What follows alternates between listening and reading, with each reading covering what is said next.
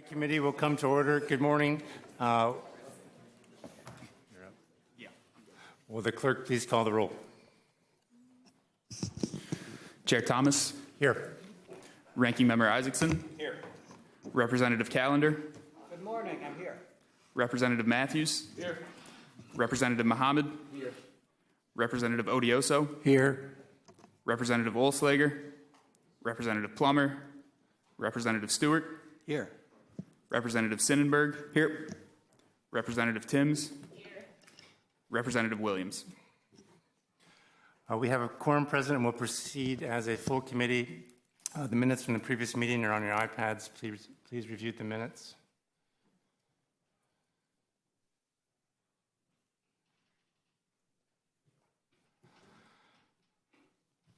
Are there any objections to the minutes?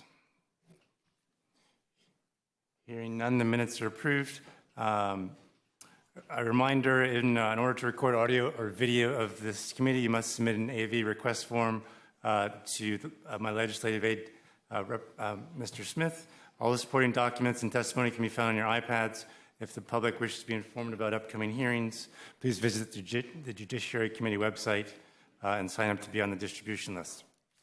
We are going to start with House Bill number 203. Sorry.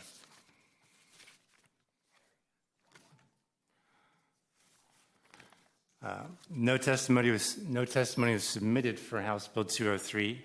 This concludes the third hearing for House Bill 203. I'd now like to call up House Bill 168 for its third hearing. No testimony was submitted for House Bill 168. This concludes the third hearing for House Bill 168.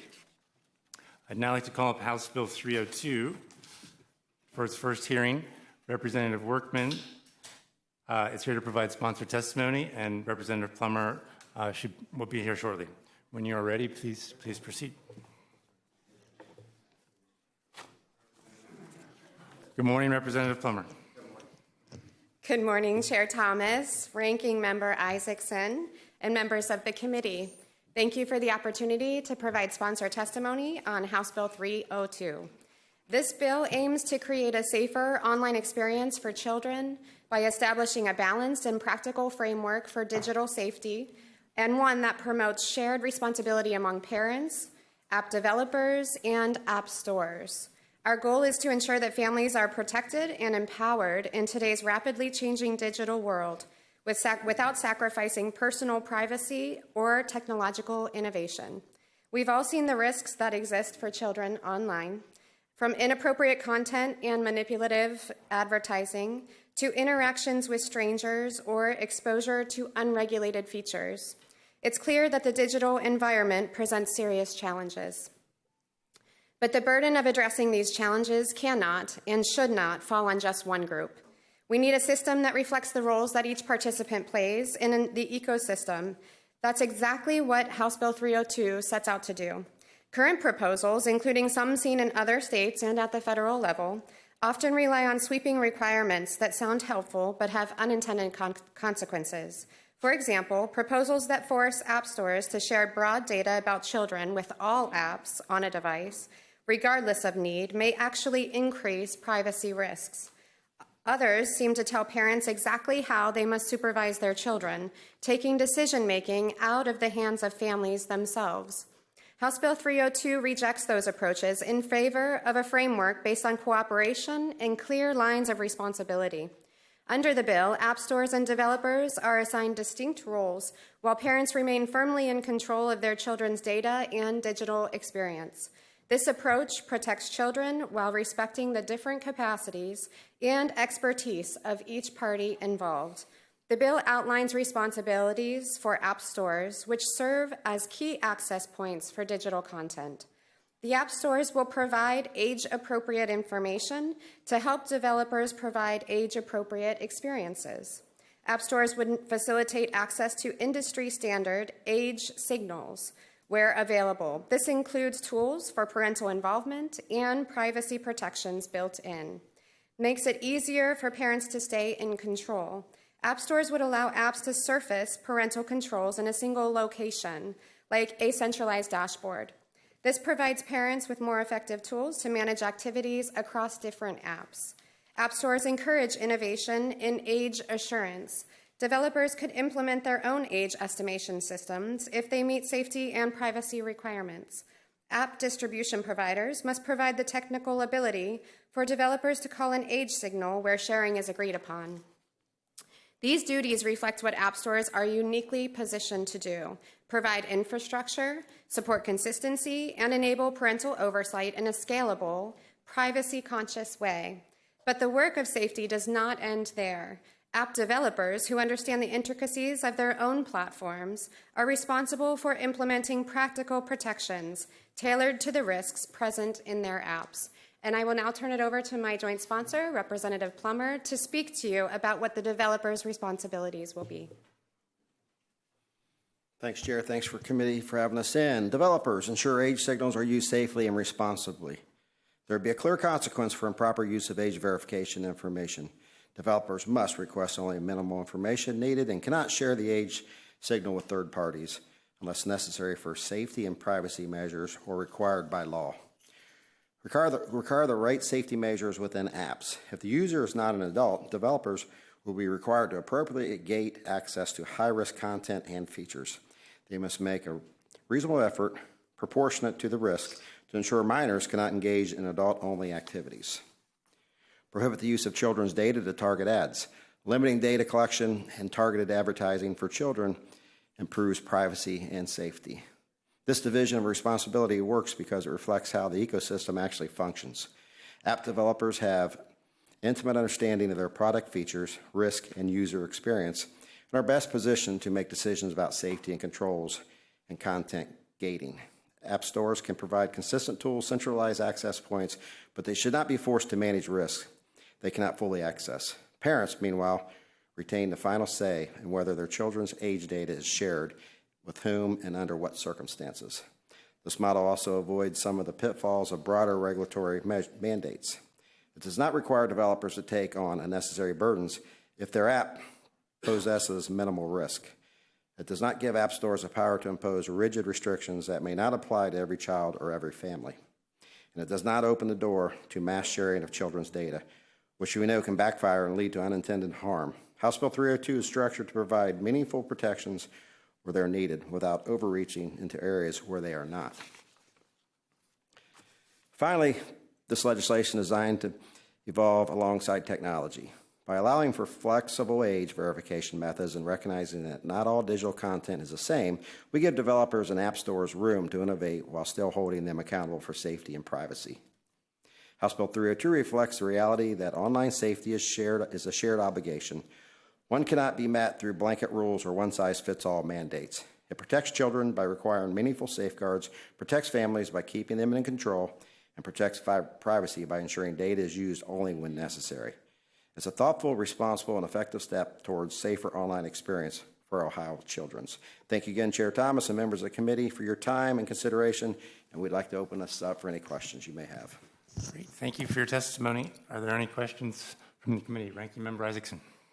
Thank you, Chair, and thank you both for this. There's obviously so much work to do in this space, and we owe parents and kids a better environment.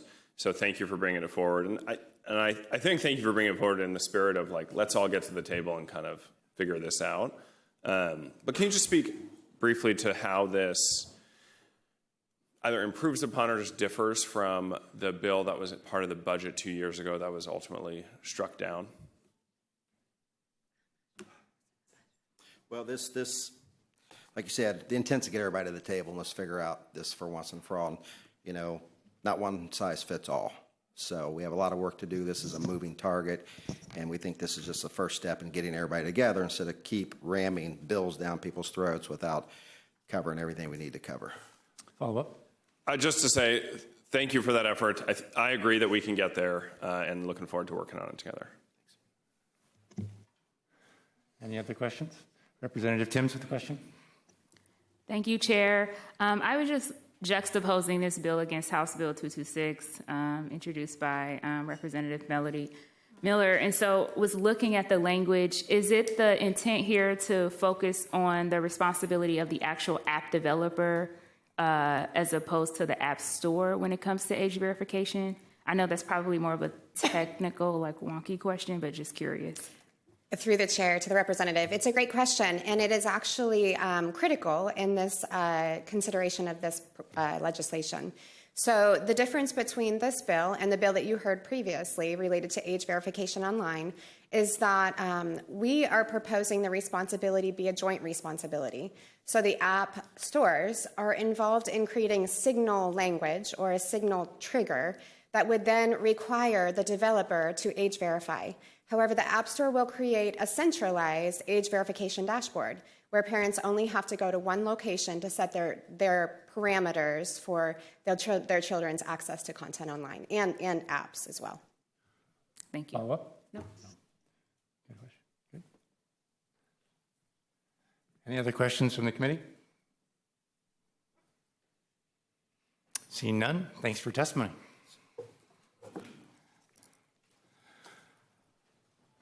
This concludes the first hearing for House Bill 302. I'd now like to call up Substitute Senate Bill 56 for its third hearing. This is our first witness. And our first witness is Anthony Riley from Ohio Cannabis Live.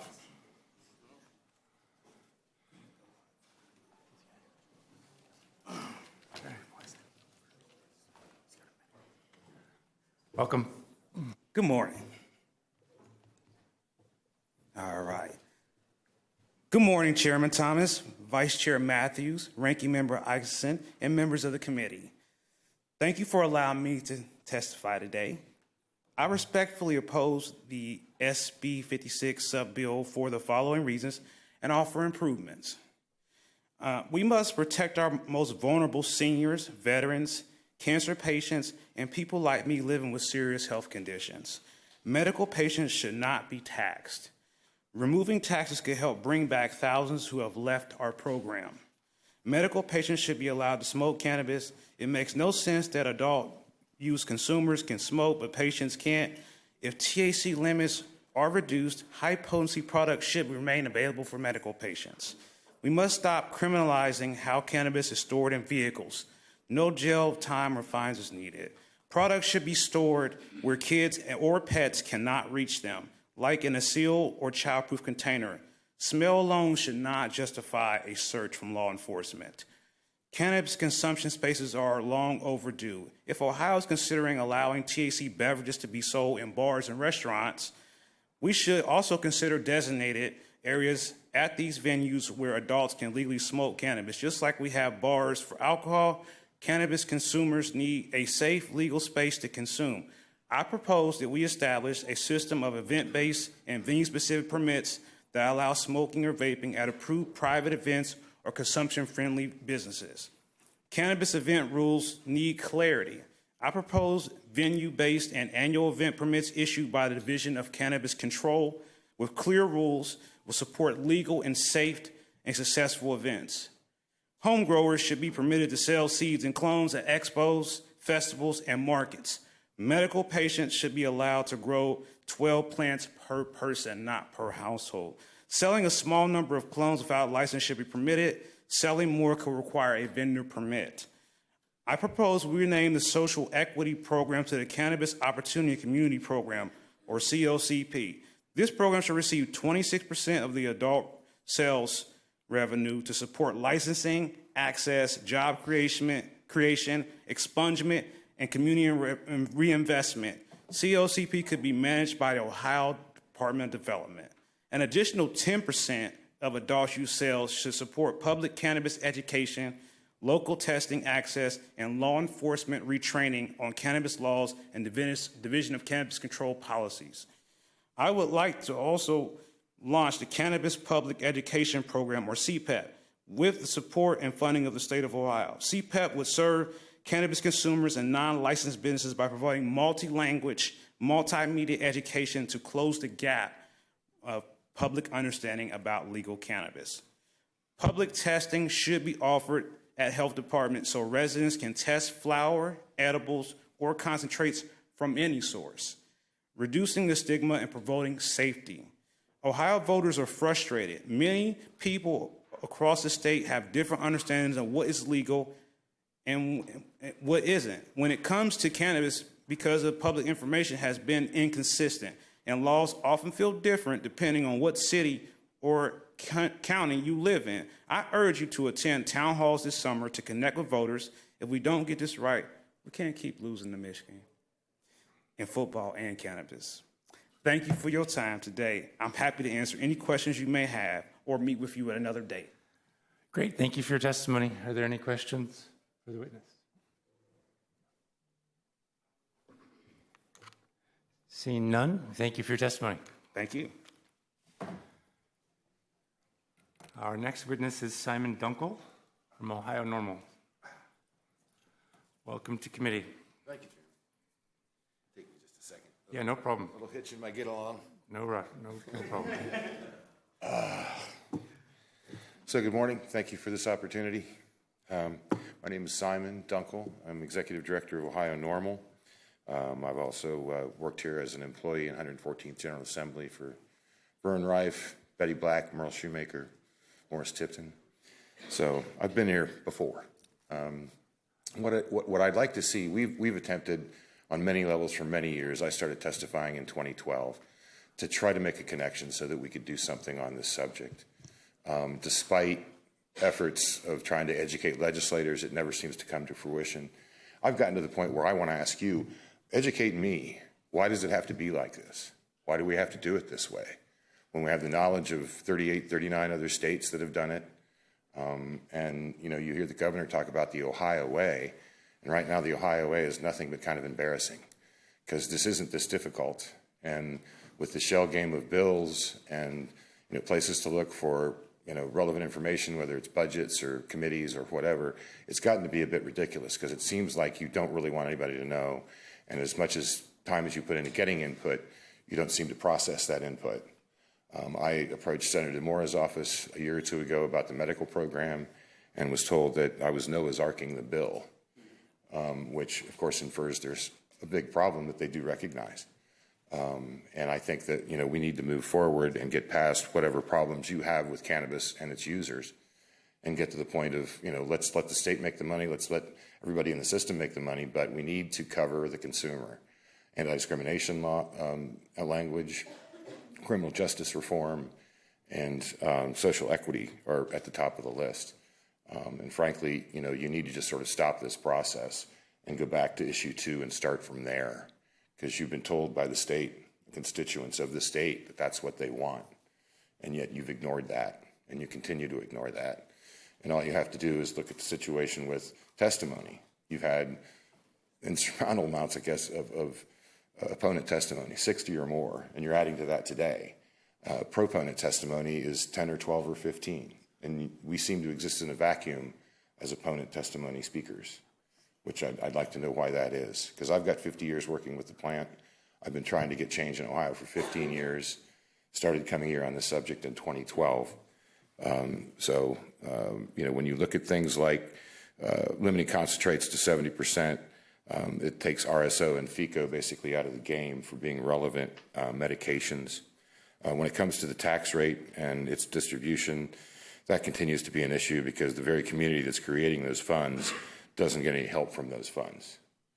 And that needs to be addressed as well. And you also need to allow free and open testing of all products for contamination and quality assurance because you need to follow like the lead of Maine. They found 120 samples through their program. 42% of them were contaminated. And one of them was with a pesticide that creates cyanide gas when the flower is immolated. So that's a problem. And it's better to know and do something than not know and let something happen.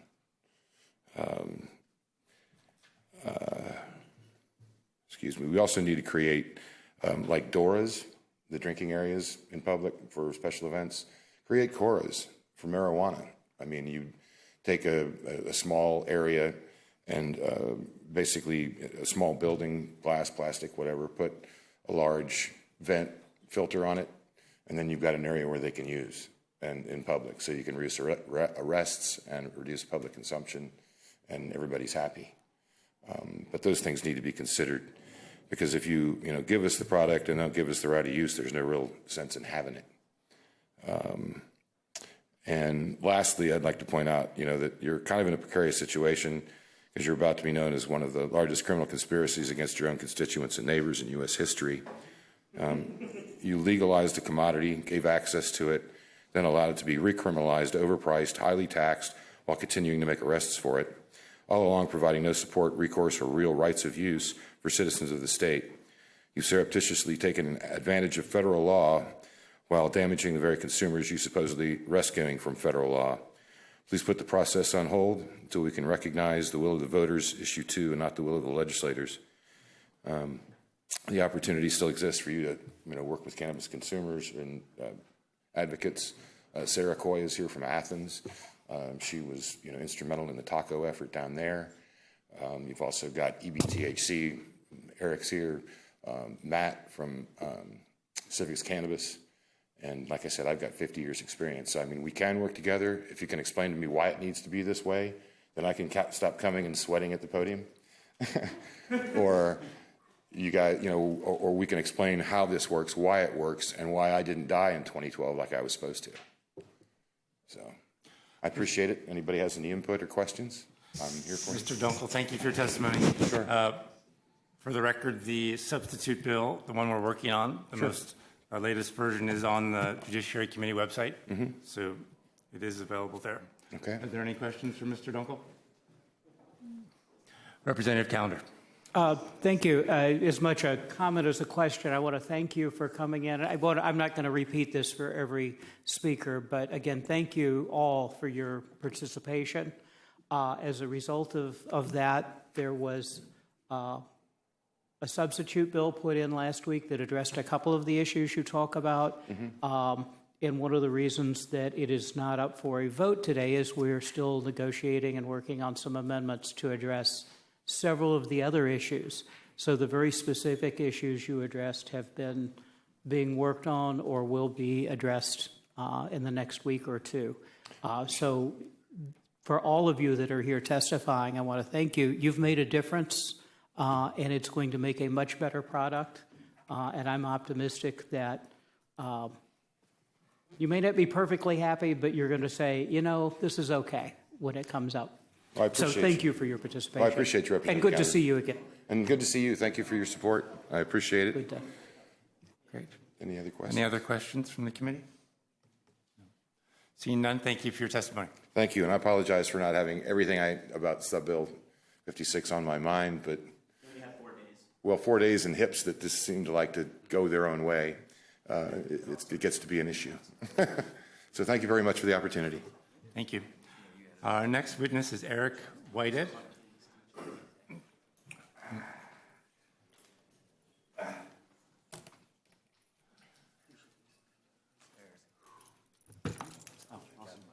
Yeah. Is Teddy here? Hey, Teddy. The coalition really, the Ohio Cannabis Consumer Coalition really appreciates you. Those pamphlets I was talking about, I'm right here today. I'm just going to try and hand them out. I'm just going to share with you guys and just hand them out. Those are called zines. It's short for mini magazine. It's a pamphlet with some basic educational content on it. And sorry, let me start over. Chair, members of the committee, thank you all for coming here. Honestly, though, it's a shame that I have to see you all again under these circumstances. But as Callender has pointed out, when duty calls, this community answers. 40 more testimonies today is pretty impressive if you ask me. I did want to thank many of you here on this committee today. I've been inspired by many of you. Callender, I know we had a little bit of a heated discussion last time, but you did inspire me. I did bring in some of my own homegrown joints today. Unfortunately, I can't test those because I don't have access to the labs. Some of the labs have actually written to the DCC to test some of my stuff, but they can't do that. We're locked out of that. Maybe you guys have better connections than I do. If you want, I have some doob tubes here. I can put some of these in the empties. You guys can take them, maybe take them to a lab. Let me know what I'm working with. I'm not sure if this is federally compliant, THC 8, Delta 8A. It's tough to know. You guys' language is unclear, and I can't test it.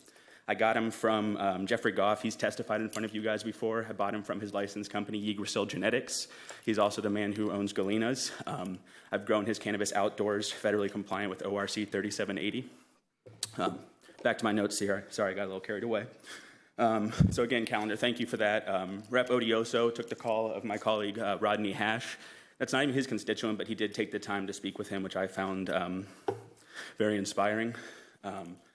Everybody over here, Isaacson, Mohammed, Timms, and Sonnenberg. Sonnenberg called me on recess, and we spoke for 45 minutes, and I educated him about this industry. And when I finished talking for 10 minutes, he didn't tell me I talked too much. He asked follow-up questions.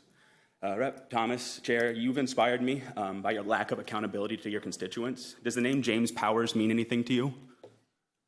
It does not. Okay, well, just to inform you, that is one of your constituents. He is a veteran. He's called your office over 10 times to speak about this. He's spoken on the national level about this. He'd like to hear back from you. Great, I'll do that. Thank you. Representative Stewart, you've inspired me as well. Your lack of accountability to your own legislation and the inability to answer questions in the public sphere has inspired me. I get really anxious, if you can't tell, but I consume a lot of cannabis to make sure that I can speak to you guys fluently and professionally. Otherwise, I'd probably be a little bit more angry. Because you're coming after my livelihood. Do you understand that? I don't know what you just saw. I handed to Simon Dunkel. Those are my homemade RSO edibles. Those are legal under ORC 3780. I am not using hydrocarbon processing, if that means anything to you. I decided to put my badge on today. I don't normally do that. I'm not here representing King City Gardens, but I do work as a community outreach manager for King City Gardens. A level 1 cultivator in this state located out of Forest Park. If any of you want a tour of a level 1 facility that is using technology that the rest of this industry is not, come check us out. I've spoken about remediation here before. I've asked you guys to have the regulators, the DCC, put labels on the jar. They like to put their DCC logo. I'd like to see a logo on there that says this product has been remediated if we have moldy cannabis that has been sent through a microwave or radiation and sold to the consumers. Why are we hiding that information from them? If you want to see a facility that runs with 25,000 square feet and doesn't use remediation, come check us out. We're working with Grove Bags. They are located out of Cleveland, Ohio. They are a local company, and they are now being used nationwide for their technology. If you want to see a processor, I have connections at Canison. Jimmy Gould, who worked with many of you guys back when this program first started. We're working with his company, Canison. They are processing some of our products. I have seen the very people working there. They have some of the smartest, I don't know if the name Daxtraction Labs means anything to you. He is an Ohio-made cannabis processor. He has now been hired by Canison. He is now working there. He can teach you more about processing than anybody in this room can. It's clear to those paying attention that the community intends to move rapidly. Whether it's combining these dates, moving these things, it's great to hear that we're making an impact, but we'd like to start the conversation over. One of my favorite books by Pierce Brown, Red Rising, talks about changing the bloody damn paradigm, and that's what I'm here to do today. That pamphlet I gave out has got a lot of educational content on there. I'm happy to share more. My website is on there as well. It's how many people have figured out how to speak with you all. I don't know if you guys are close with your colleague, Representative Kelly Dieter, but I was in Delphos yesterday talking to one of her constituents, general manager at a dispensary out there. Her community is mad at her because she's withholding the money from them. Do you know how crazy that is? I talked to somebody in that store. I have IBS, so I have to go to the bathroom at least 10 times a day sometimes. Yesterday, a woman in a dispensary gave me a fist bump because of that, because cannabis helps us both with that.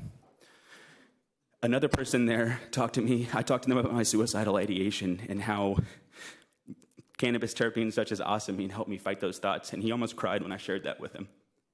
How do you look at your colleague Kelly Dieter and tell her that that community leader that has hired those people and helped them, that she's withholding the money? How do you sleep at night?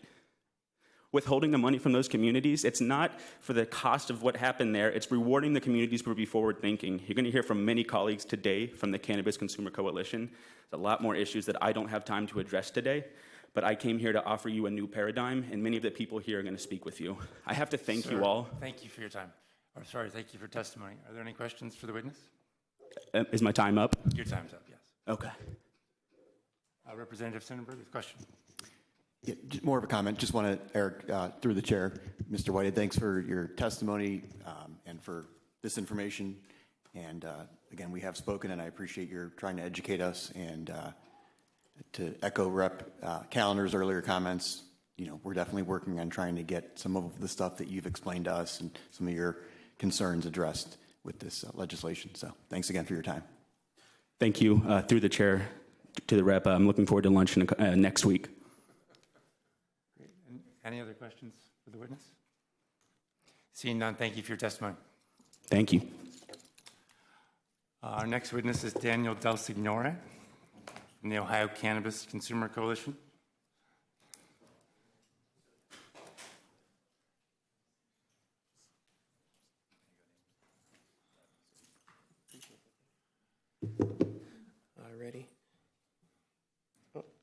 Sorry about that. I'm having a little trouble with the microphone here. Alrighty. Chair, members of the committee, thank you for having me today. My name is Daniel Delsignor Jr., and I'm here today to speak in opposition to Senate Bill 56. As a medical cannabis patient and responsible cannabis consumer in the state of Ohio, I want to be clear. Senate Bill 56 fails to honor the will of the people, the very voters who passed Issue 2 into law in November of 2023. Let's remember what happened in November of 2023. Over 57% of Ohioans voted in favor of cannabis legalization. That's more than voted for the Governor DeWine. That's not just a win, it's a landslide, and that means something. That means the people of Ohio spoke clearly and decisively. They want legal access, they want social equity, and they want responsible tax revenue distribution. Under the law passed by the people, 36% of cannabis tax revenue is to be distributed to communities, including 15% directly to cities and municipalities that allow legal cannabis sales in their jurisdiction. Senate Bill 56 threatens to undercut that promise. Why should cities that support legalization and bear the responsibility of regulation be denied their fair share? This isn't about partisanship. This isn't even about cannabis at its core. This is about democracy. It's about whether elected officials will listen to the will of the constituents that they serve. As a patient, I use cannabis daily to manage mental health conditions safely and effectively. I use cannabis as harm reduction. Cannabis has effectively saved my life from benzodiazepines, alcohol, and other dangerous substances. Make no mistake, I am alive today because of cannabis. Why are you trying to take our medicine away and recriminalize us for a non-toxic substance, claiming it's to protect the children when we have Sunny D vodka seltzers, Welch's grape juice alcoholic beverages, Not Your Father's root beer, and orange cream soda, all of which are attractive to children and very lethal? Alcohol kills 3 million individuals worldwide. Additionally, according to Dr. Keith Humphreys in the American Academy of Clinical Toxicology, no child has ever died from an accidental cannabis ingestion. With this information, why aren't we cracking down on that alcohol as opposed to a substance which has had 50,000 peer-reviewed studies completed on it, and we still cannot find an LD50, meaning lethal dose? Where are the priorities? Is it really protecting the children or making more money off of your constituents in an unfair way and using ignorance to do it? I am not a criminal. We are not criminals. I'm an Ohioan. We are all Ohioans.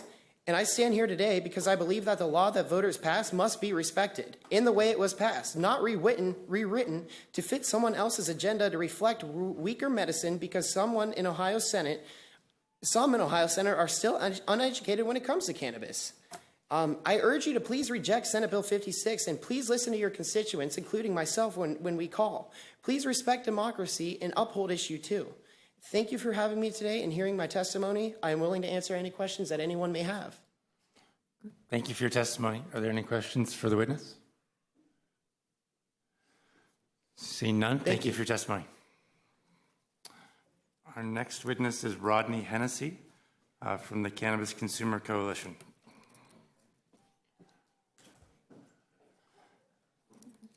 Is Rodney Hennessy here? Yep, right here. Sorry. No problem. Just had to get the lab mic back. All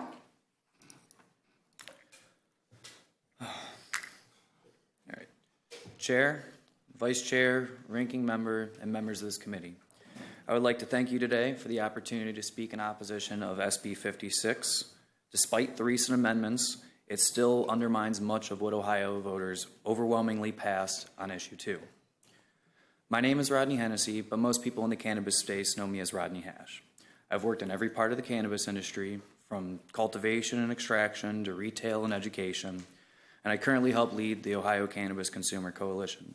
We represent a diverse group of Ohioans from across the political spectrum, and as you see today, we come in numbers. This is not a partisan issue, and again, we asked for more progress, not more prohibition. We're supposed to go forwards, not backwards. A lot of the things, including within the amendments, go back on the decrim law that we passed 10 years ago. SB 56 contains several concerning provisions. Most notably, it continues to favor the current existing operators, giving them more grow space, going from 25,000 square foot for level 1 operators to 100. You're not allowing the small scale operators and you're shutting them out. There's no new operators, still. One of the many promises of Issue 2 was equity. That means giving the little guy a chance.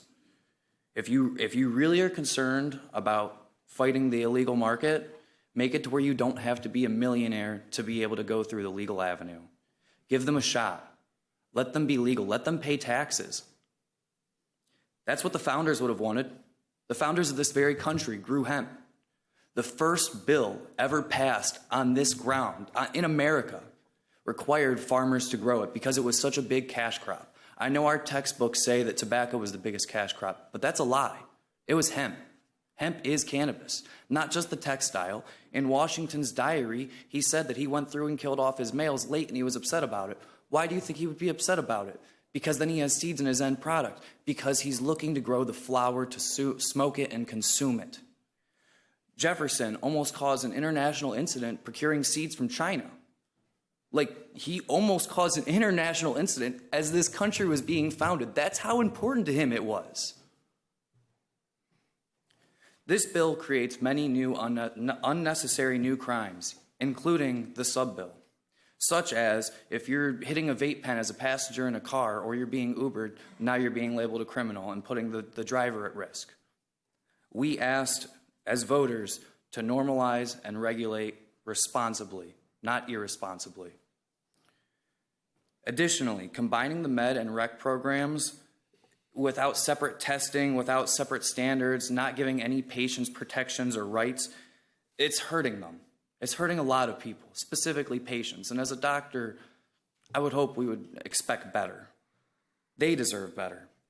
The hemp program, the rec program, and the med program should all be under the Department of Agriculture. Maybe we should stop with the agricultural prejudice. Finally, limiting the number of dispensaries just makes absolutely no sense at all. I'm from Cleveland.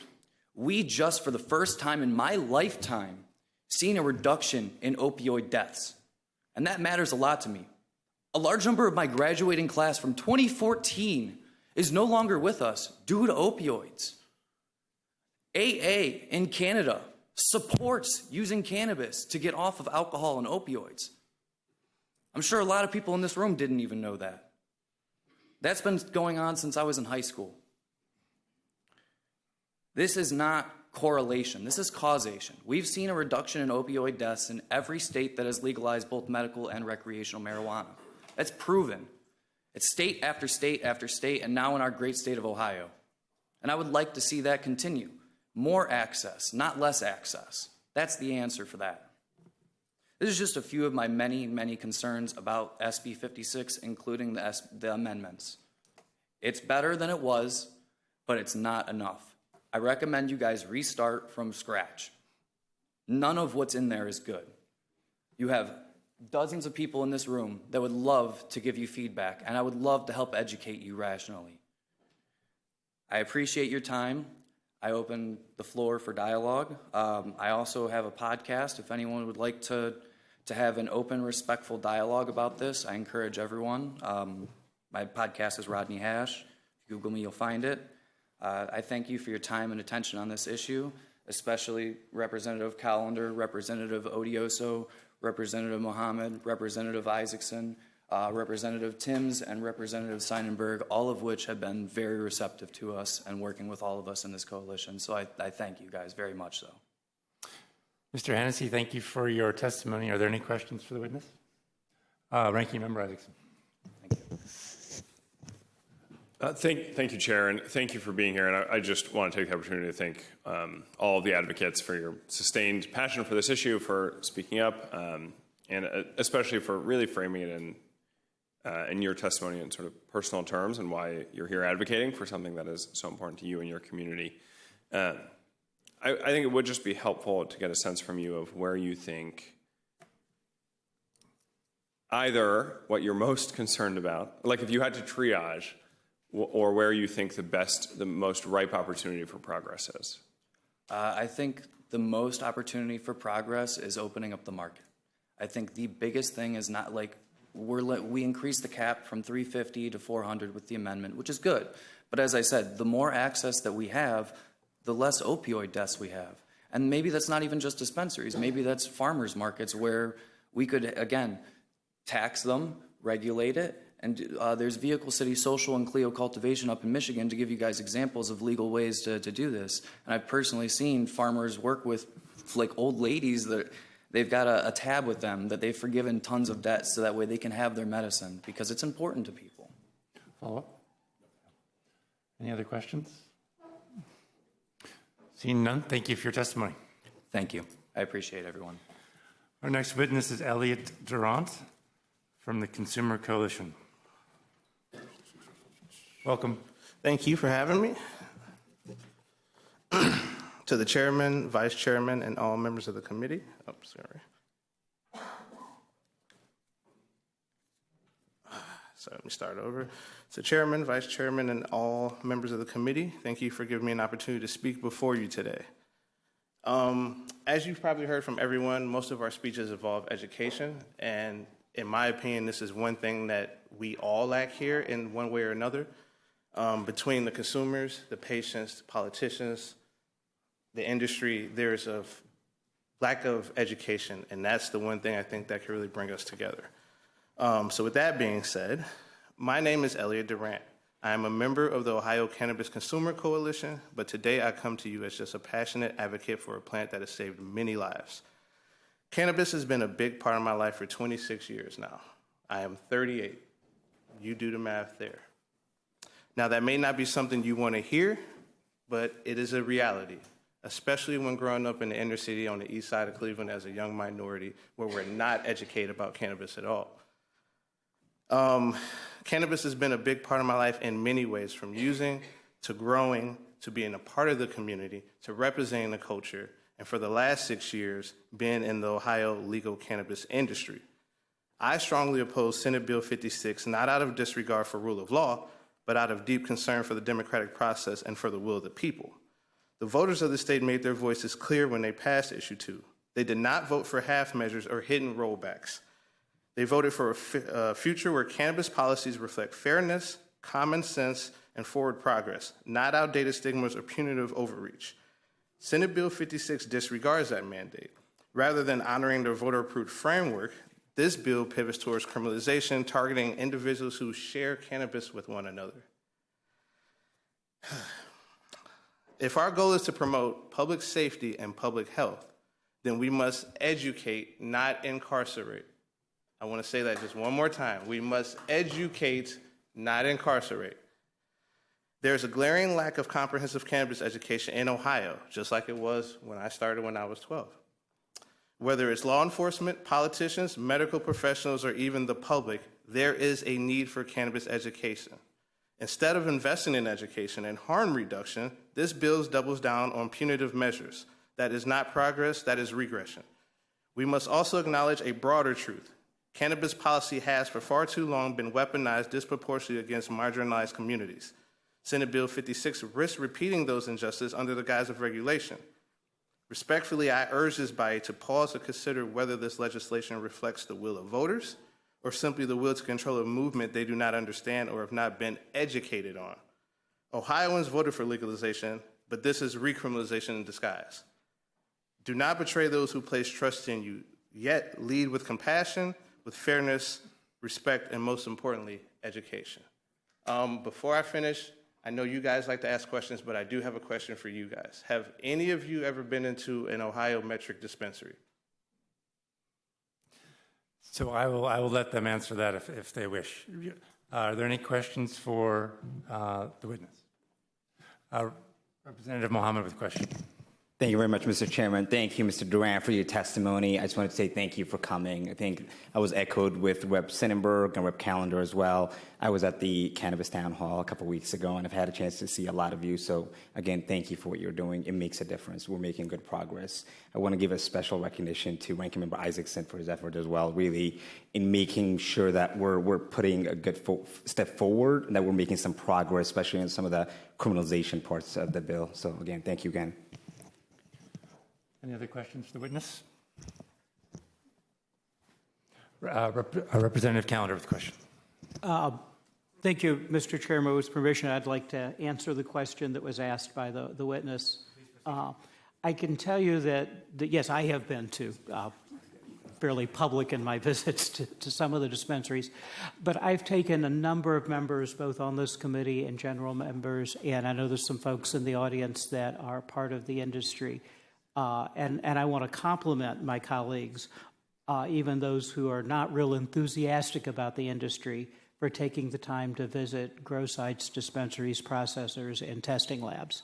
And I've personally been on visits to each of those with multiple members of the General Assembly. So for those who don't want to say yes or no, I will tell you that I would guess a majority of members have taken the time to visit and get educated, and it's helped us as this bill has moved forward. So I'm sure those in the industry would re-invite folks to come again to tour their facilities, and I think it is eye-opening when you do, and I think most of the members that visit come away saying, my gosh, this is like going into a lab. This is so professional and so well done and so regulated and controlled. It gives a lot of comfort to the members. But thank you for asking the question. There is a reason why I asked that question. Sorry. The reason why I asked that question is because we talk a lot about protecting the kids, and I worked in the dispensary for almost 4 years. And just to go over for those who aren't aware, when you first walk in, your ID is checked immediately. From there, you go into a lobby where you sit. From there, your name is called. From there, you go to the back where your ID is checked once again. So we're focusing on protecting the kids in a situation where kids can't even make it past the front door. Meanwhile, they can go to a Shell gas station, run to the back of the cooler, throw a 40 under their shirt, and walk out. But that's why I was asking. Thank you very much for your time. Great. Thank you for your testimony. Our next witness is Michael Smith from the Cannabis Consumer Coalition.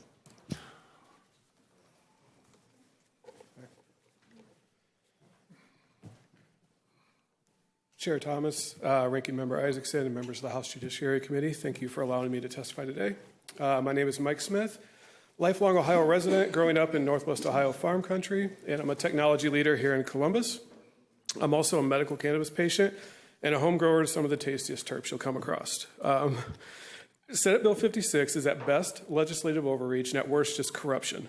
Both the House and the Senate have introduced bills that no one's asked for that implement punitive and retaliatory measures against 57% of the voters who passed Issue 2. It's punitive because the Republicans didn't want it, the governor didn't want it, and lobbying groups didn't want it, so now you're punishing the voters for passing it. You asked for testimony, but you never asked for meaningful dialogue on what it would enhance and improve Issue 2. Discussing positive change cannot be done in 3-minute time chunks. The legislative body exists to amend and repeal laws that benefit the state and the people you represent. This bill directly circumvents our democratic process by going against the will of the voters. Everyone here will speak to various portions of this bill, but I feel it's imperative to talk about what everybody loves most. Let's talk about money. This bill will spell an economic disaster for Ohio in years to come. The craft cannabis industry is vital to ensuring cannabis industry grows and creates jobs. Tier 3 and craft growers are the real job creators. This bill eliminates that opportunity. Home grow and craft cannabis are also medical necessities for patients. The MSOs do not care about growing the best cannabis, they care about profit. Craft cannabis cares more about people to ensure a healthy grow, hand trimming, proper drying, not automated processes and remediating your products because it's cheaper to grow poorly and zap it with radiation than it is to do the job right the first time. The economic impact of recriminalizing cannabis and restrictions being imposed to consumers will have impacts beyond the cannabis industry. I'm a technologist here in Columbus. Ohio is known as the tech capital of the Midwest. We have 400,000 jobs in technology here. 60% of technologists admitted in the national survey to using medical or recreational cannabis. That comes to $18 billion annually brought into the state of Ohio through income from cannabis-using technologists. The medical portion of Ohio's cannabis industry brought in $2.36 million since its inception. So you're attacking $18 billion worth of income just for what? For pennies? It's really like, you know, the cannabis industry is rookie numbers compared to the incomes you're attacking from 60% of the voters of the state. Finding and retaining top talent is critical to ensuring Ohio remains competitive. I deal with this issue every day. But now they can go to Michigan and work, who has a booming technology industry, and they'll protect them, not go against the will of the voters. Ohio breeds greatness. It's home to Edison, the Wright brothers, John Glenn, the OSU agricultural department is continually revolutionizing growing. Grove bags revolutionized cannabis curing technology. With the exception of Grove, I sat at OCHBS, where Representative Callender was also in attendance, and I get to hear about technology, robotics, and farming innovations from Michigan, not Ohio. I foresee a major boom in innovation in the cannabis industry, but we're going to miss out on that because you're recriminalizing this. We should be leading this as Ohio. That's what we do. The short-sighted decisions by legislators are risking billions to the Ohio economy just to line the pockets of MSO and lobbying groups. On 4/30/2025, Senator Huffman, the sponsor of SB 56, at the 20-minute mark of the recording said cannabis should be deregulated once the return on equity to the large price and the risk of the cultivators and the people in the process gets their money. He supports deregulation as long as everyone gets paid. He's a medical professional who's willing to cause harm to medical patients, harm to veterans, harm to underrepresented communities, and harm to the voters of the state so the MSO, venture capitalists, and founders of OCAN can get rich at the expense of Ohioans. SB 56 is corrupt, it's a waste of taxpayer money, and it's a job killer. It's bad for Ohio, bad for its citizens, bad for innovation.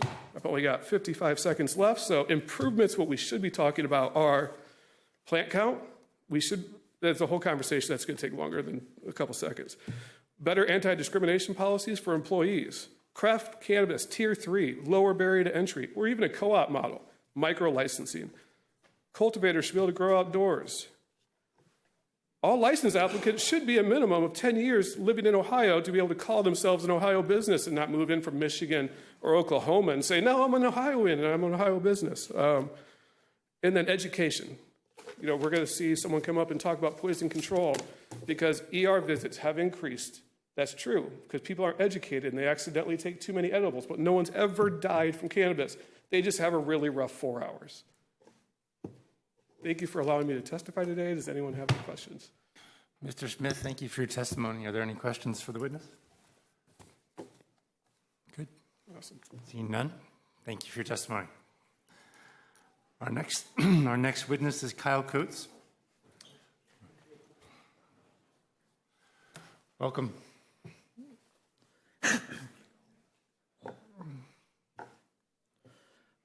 Chair Thomas, Vice Chair Swearingen, Ranking Member Isaacson, and members of the committee, thank you for the opportunity to provide opponent testimony on substitute Senate Bill 56. My name is Kyle Coates, and I'm a member of Ohio Cannabis Consumer Coalition, and I'm here today to provide testimony not only on my behalf, but with the coalition as well. You will have or will have heard several arguments against sub SB 56 from my fellow coalition members, and I hope from multiple angles for maximum understanding of our position on the subject. I'll try to utilize the time given to me to highlight some things that are important to me, possibly some different angles. I'm a father of young children, and right now a few of them are old enough to understand political motions, and it's become harder and harder to navigate conversations with them about the subject because politics can be so tricky to begin with. I want my children to understand how to be active members of the community while trying to truly make an impact, and they're not kept in the dark on many subjects.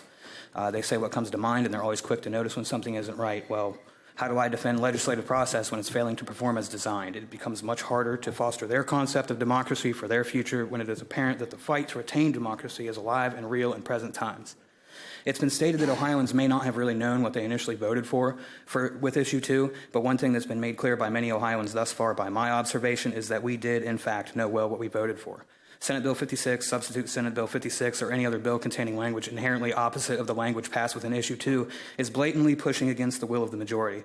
It is concerning that someone finds it necessary to further regulate what is already strictly regulated enough. The current rules and regulations are what were passed with Issue 2, and any further modifications should be considered by the people when or if they find it necessary. I've been using cannabis for relief for the entirety of the time that I've used it. For 25 years, I've self-medicated using cannabis for physical, mental, and spiritual relief. I'm fortunate for the path that has led me to be able to use cannabis as medicine, and I wish that ability for everyone that desires it. I've been an Ohio medical cannabis patient for 6 years, but I've let my registration lapse due to current circumstances, and I'm not too sure how I feel about going back to have to jump through more hoops and pay to be in a system when it's deemed that it is in fact medicine that I'm procuring, and anybody without a medical card can get the same thing with less hoops, just more tax dollars. Shouldn't patients come first when they're the real backbone of the medical program, and without them, there would be no need for a medical program to begin with? And it would be amazing to be able to find a way to facilitate a real caregiver system within Ohio's medical program, something that only patients had access to, that also gave independent growers and other patients the ability to enter into the conversation while fostering a cleaner, more accountable environment as a whole. Ultimately, it appears that the real issue is, in most cases, the money and how to spend the money. And any and all tax monies generated from businesses done by licensed operators of any kind should be efficiently used for impactful enrichment of the community where the business is done. There should be zero caps on time the revenue is allotted to municipalities, as they will always need extra funds from all feasible sources. I completely disagree with the universal marijuana permit, as it appears to be another arbitrary list and fee-fine generation tool, and it just adds more items to an already large bill. Any legal age person should be able to trade, gift, and share cannabis. All legal age Ohioans should be able to register for licensing for cultivation, processing, and/or distribution if they desire or have the capacity to do so. The apparent merging of SB 56 and language from SB 86 is a large area of concern, as its rushed introduction appears to indicate a general lack of forethought on both. If intoxicating hemp is the real issue, shift the focus to natural versus synthetic. Focus on the use of natural Ohio-grown hemp. Foster legalization of cannabis and hemp altogether. Foster Ohio agriculture by way of hemp. The reality is we should be focusing on discussing decriminalization instead of legalization of cannabis and hemp altogether, for the plain fact that we can all gather to discuss nuances to topics that were completely off the table less than a decade ago.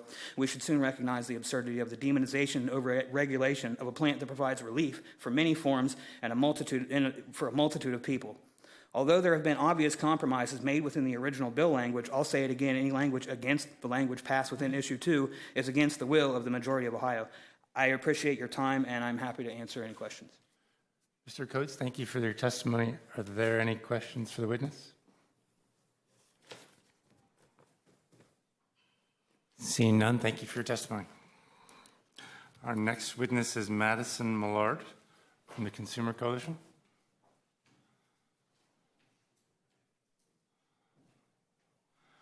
Is Madison Millard here? No. All right. Peter LaFontaine?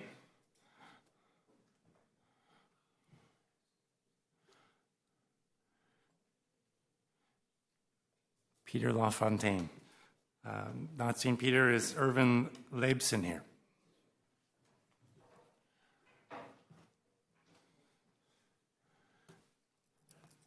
Mr. Leibson, welcome to committee. Thank you. How are you? I'm well. Please proceed when you're ready. Yes, sir. By the way, I talked to Teddy Smith. We were trying to make sure that my associate, Alan Mooney, was going to get 5 minutes, and he didn't get back. Could you give him 5 after me, please? I came from Loveland, and he's here with me, Mr. Mooney. Would that be okay with you? Thank you for your kindness, sir. Thank you all for allowing me to speak. Usually I'd start out with a joke, but I'm on strike, and I'm not going to be funny today, so sorry. Anyway, I've been working with Governor DeWine. I have the letters with me from him. I know his concerns, and his concerns for children, which are some of my concerns as well, and we've been writing back and forth. I'm very concerned about children, about driving safety, about incarceration and recriminalization. I just ask you all, would you just think this through? Think it through. Think about what we're going to do. Think about the cost of what this is going to cost. Think about our great police. I'm a big friend of our police. And I'll tell you one thing, all the police I talk to are so glad they can go after crime instead of people on cannabis. And another thing, too, is they have problems when they go home of spousal abuse. A lot of police would prefer to use cannabis instead of alcohol. I know this also. I was a Playboy bartender and took care of a lot of police, and I know about some of these stories that they tell me. So it's worth considering, most respectfully. My friend Mike DeWine, he talks about potency all the time, and this is where him and I have a big disagreement. He thinks it's not like the 60s, and today it's so much stronger. Well, I sort of remember Panama Red, Acapulco Gold, and things like that, a lot stronger than what is today. So one of the things that I talked to Mike about is moderation. Why are we not talking about moderation? You know how you moderate? You use stronger, higher potency cannabis and use less. Stay healthy. So it's a different way of thinking, but worth considering. Another thing, children. I care about children. One of the things I talked about with Mike is about having a gun safe that you put your finger on, biometric, excuse me, sir, biometric. So if you could have a portable biometric gun safe, small one, you can take it wherever you go, and your children cannot have access to your cannabis or also the drugs you take too. Driving, I have a big concern about that, and Mike and I talk about that. Here's an answer. Let the police give out CBD. CBD, if you gave, and the police came and say, look, things are changing, we'd like to give you some CBD so you could vape on your drive, it's non-psychoactive. And we encourage you, if you're at work, at school, if you're using farm equipment, use CBD. If you're going to take a drive, don't use cannabis, don't use alcohol or drugs. Incarceration. Please think this through.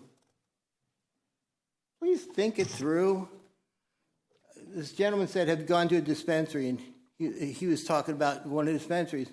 I don't know about what you're seeing, but 50% of the people I see are seniors. They're disabled people like me. And I've been an advocate for disabled, by the way, since 1998. I've served hundreds and hundreds of disabled and seniors. When I go to the dispensary, first thing I see is seniors. So, okay, so do we want the police to go and lock up our seniors? Do we want them to go pick up the disabled people and haul them to jail for cannabis? Are you know what I was going to say. Anyway, so I just like to wrap up with that. Let our police do their job. They're great people. Let them do their job and let them work on crime and not on cannabis. And let the free market work. And instead of raising taxes and telling people they can't go to other states, let's compete. Let's compete. So I want to thank you all for the time you've given me. I came up from Loveland, stage 4 kidney disease, to be here today. And I'm honored to speak to you. I'm very good on policy. If anybody would like to work with me, I could stay over a few days. I'm at the Holiday Inn here at the State House. If you need me, please give me a call. Irvin Leonson, thank you for your time. If you have any questions. Sir, thank you for your testimony. Are there any questions for the witness? Ranking Member Isaacson with a question. Thank you, Mr. Leibson, and thank you for your advocacy and for coming up from my neck of the woods, Yes, sir. even with everything you have going on. What is, what's giving you hope in this space these days? Well, I mean, I love our police, and I talk to them all the time. And one of the things they were so happy about is they can go after the criminal. The criminal. Not the state people in Ohio that a landslide victory, I think it was 57% of Ohioans decided for legalization. Do you want to recriminalize? Do you want to start sending our disabled and our seniors? Picture that for a second. Just picture getting those seniors. Oh, let's put them in jail. And then think about the cost. Think about the cost. And lining police at the borders of the state to prevent people from going over to Michigan instead of competing and let the free market work. That's how I feel. Does that answer you? Thank you. Anybody else, sir? Any other questions? Seeing none, thank you for your testimony. Thanks for your kindness, sir. Sure, thank you. Alan, you want to come up? Alan Mooney, please. Welcome. Chairman, Vice Chairman, Committee, thank you for the moment. I'm Sir Alan Mooney. I got the Sir by being knighted by the Catholic Pope, considered the highest honor in the world. I'm also a state and federally licensed registered investment advisor, the largest in Ohio, with about $16 billion under management. As you might imagine, money is an issue always with me. I represented the Ohio epileptic families and been up here many times and have testified for the legalization of marijuana. I negotiated privately with what was then Attorney General Mike Devine and Betty Montgomery, an extraordinary group of people. What we do have is a half measure for sure, depending on whether you're for or against it. I'll just make mine very simple. I think in terms of dollars. We're driving billions of dollars of business other places right now, particularly to our sister state, Michigan, which just irks the heck out of me. as Woody would say. But more importantly, I have legislation I'd like to be introducing for a constitutional amendment to legalize cannabis like a tomato.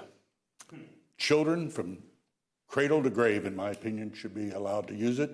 I'd rather much see them using cannabis or some derivative of cannabis than all the pills they give them for their attention deficit disorder and everything else. You've heard plenty of testimony on the dangers of marijuana and on the positive sides of marijuana. I won't go into that. I will tell you that there are people right now very interested in changing Ohio to a total legal state. You could motivate them by changing the people's will. The people are represented here don't even begin to reflect. We had 500,000 more votes than Mike did at the last election. We can now muster 1 million more. Once homegrow was allowed, 500,000 people last year in the state of Ohio grew. You got to think about that. We've got 1 million more votes than what Mike got at the election we can bring forth. So as you're contemplating this and driving business up to Michigan and back into the underground, why aren't we capitalizing on it and making it totally legal? Those are my words. Thank you very much. I'll answer any questions or be glad to stick around. Thank you for your testimony. Any questions for the witness? Seeing none, thank you for your testimony. Thank you. Our next witness is Matthew Hyde.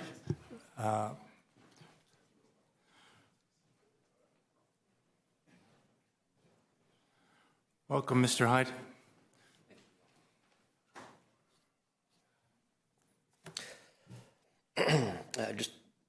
How long do I have? 5 minutes. 5? Okay, perfect. All right, Chair Thomas, Vice Chair Swearingen, Ranking Member Isaacson, and members of the committee, thank you for the opportunity to testify today. My name is Matthew Hyde, representing Civics Cannabis and the Cannabis Consumers Coalition, and I rise in respectful opposition to Senate Bill 56.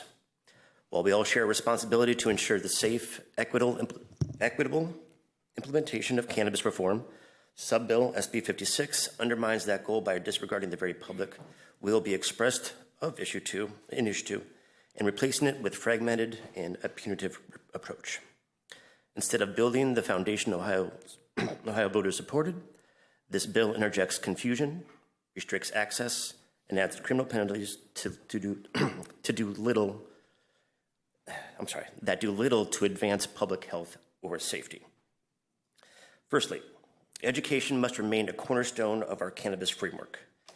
Yet this bill repeals funding and mechanisms that would support public awareness, youth prevention, impaired driving reduction, and expungement assistance.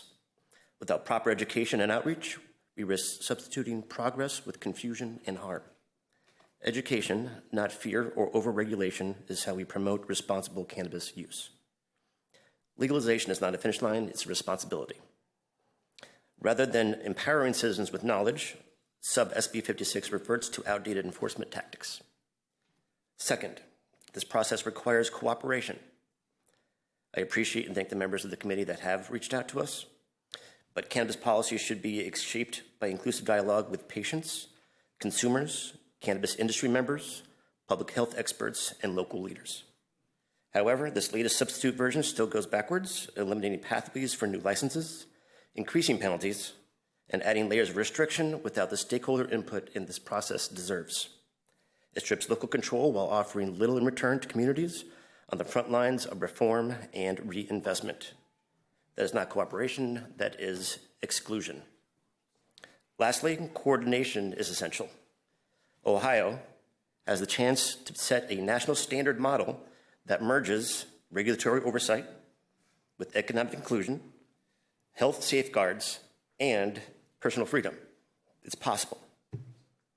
But that requires all voices at the table: patients, caregivers, veterans, small businesses, farmers, and communities most impacted by the war on cannabis.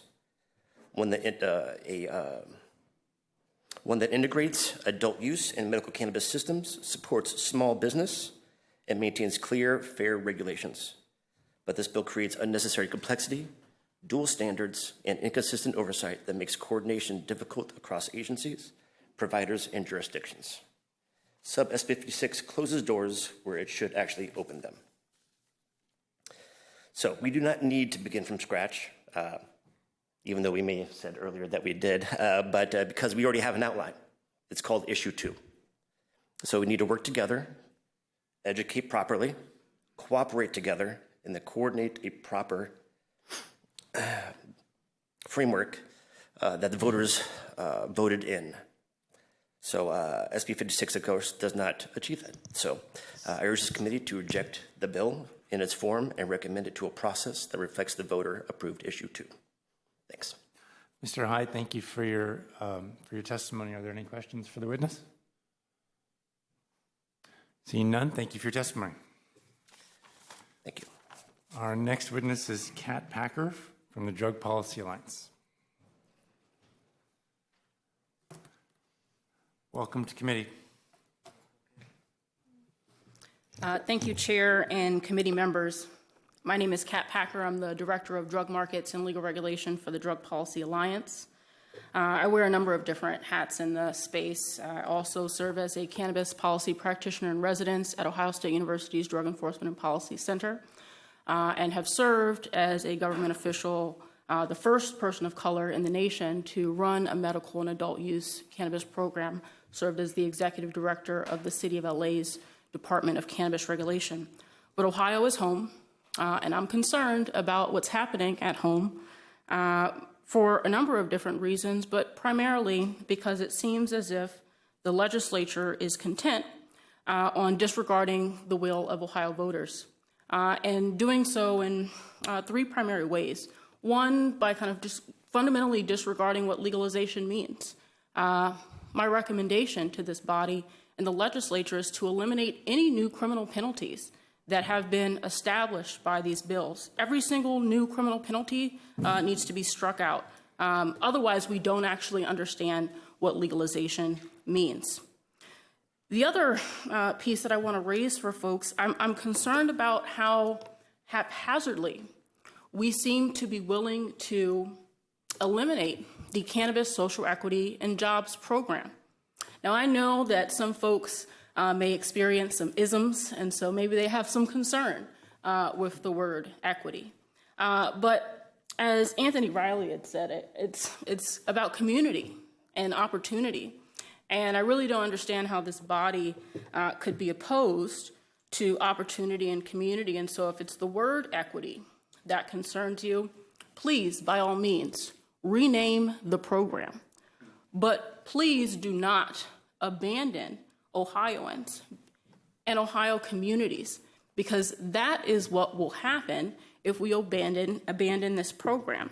The Cannabis Social Equity and Jobs Fund and program is not just about economic opportunity for small businesses, but that is important. We should be creating opportunities for small and minority businesses. It's not just minority businesses that were to be provided a pathway towards inclusion through this program, but veterans and persons with disabilities.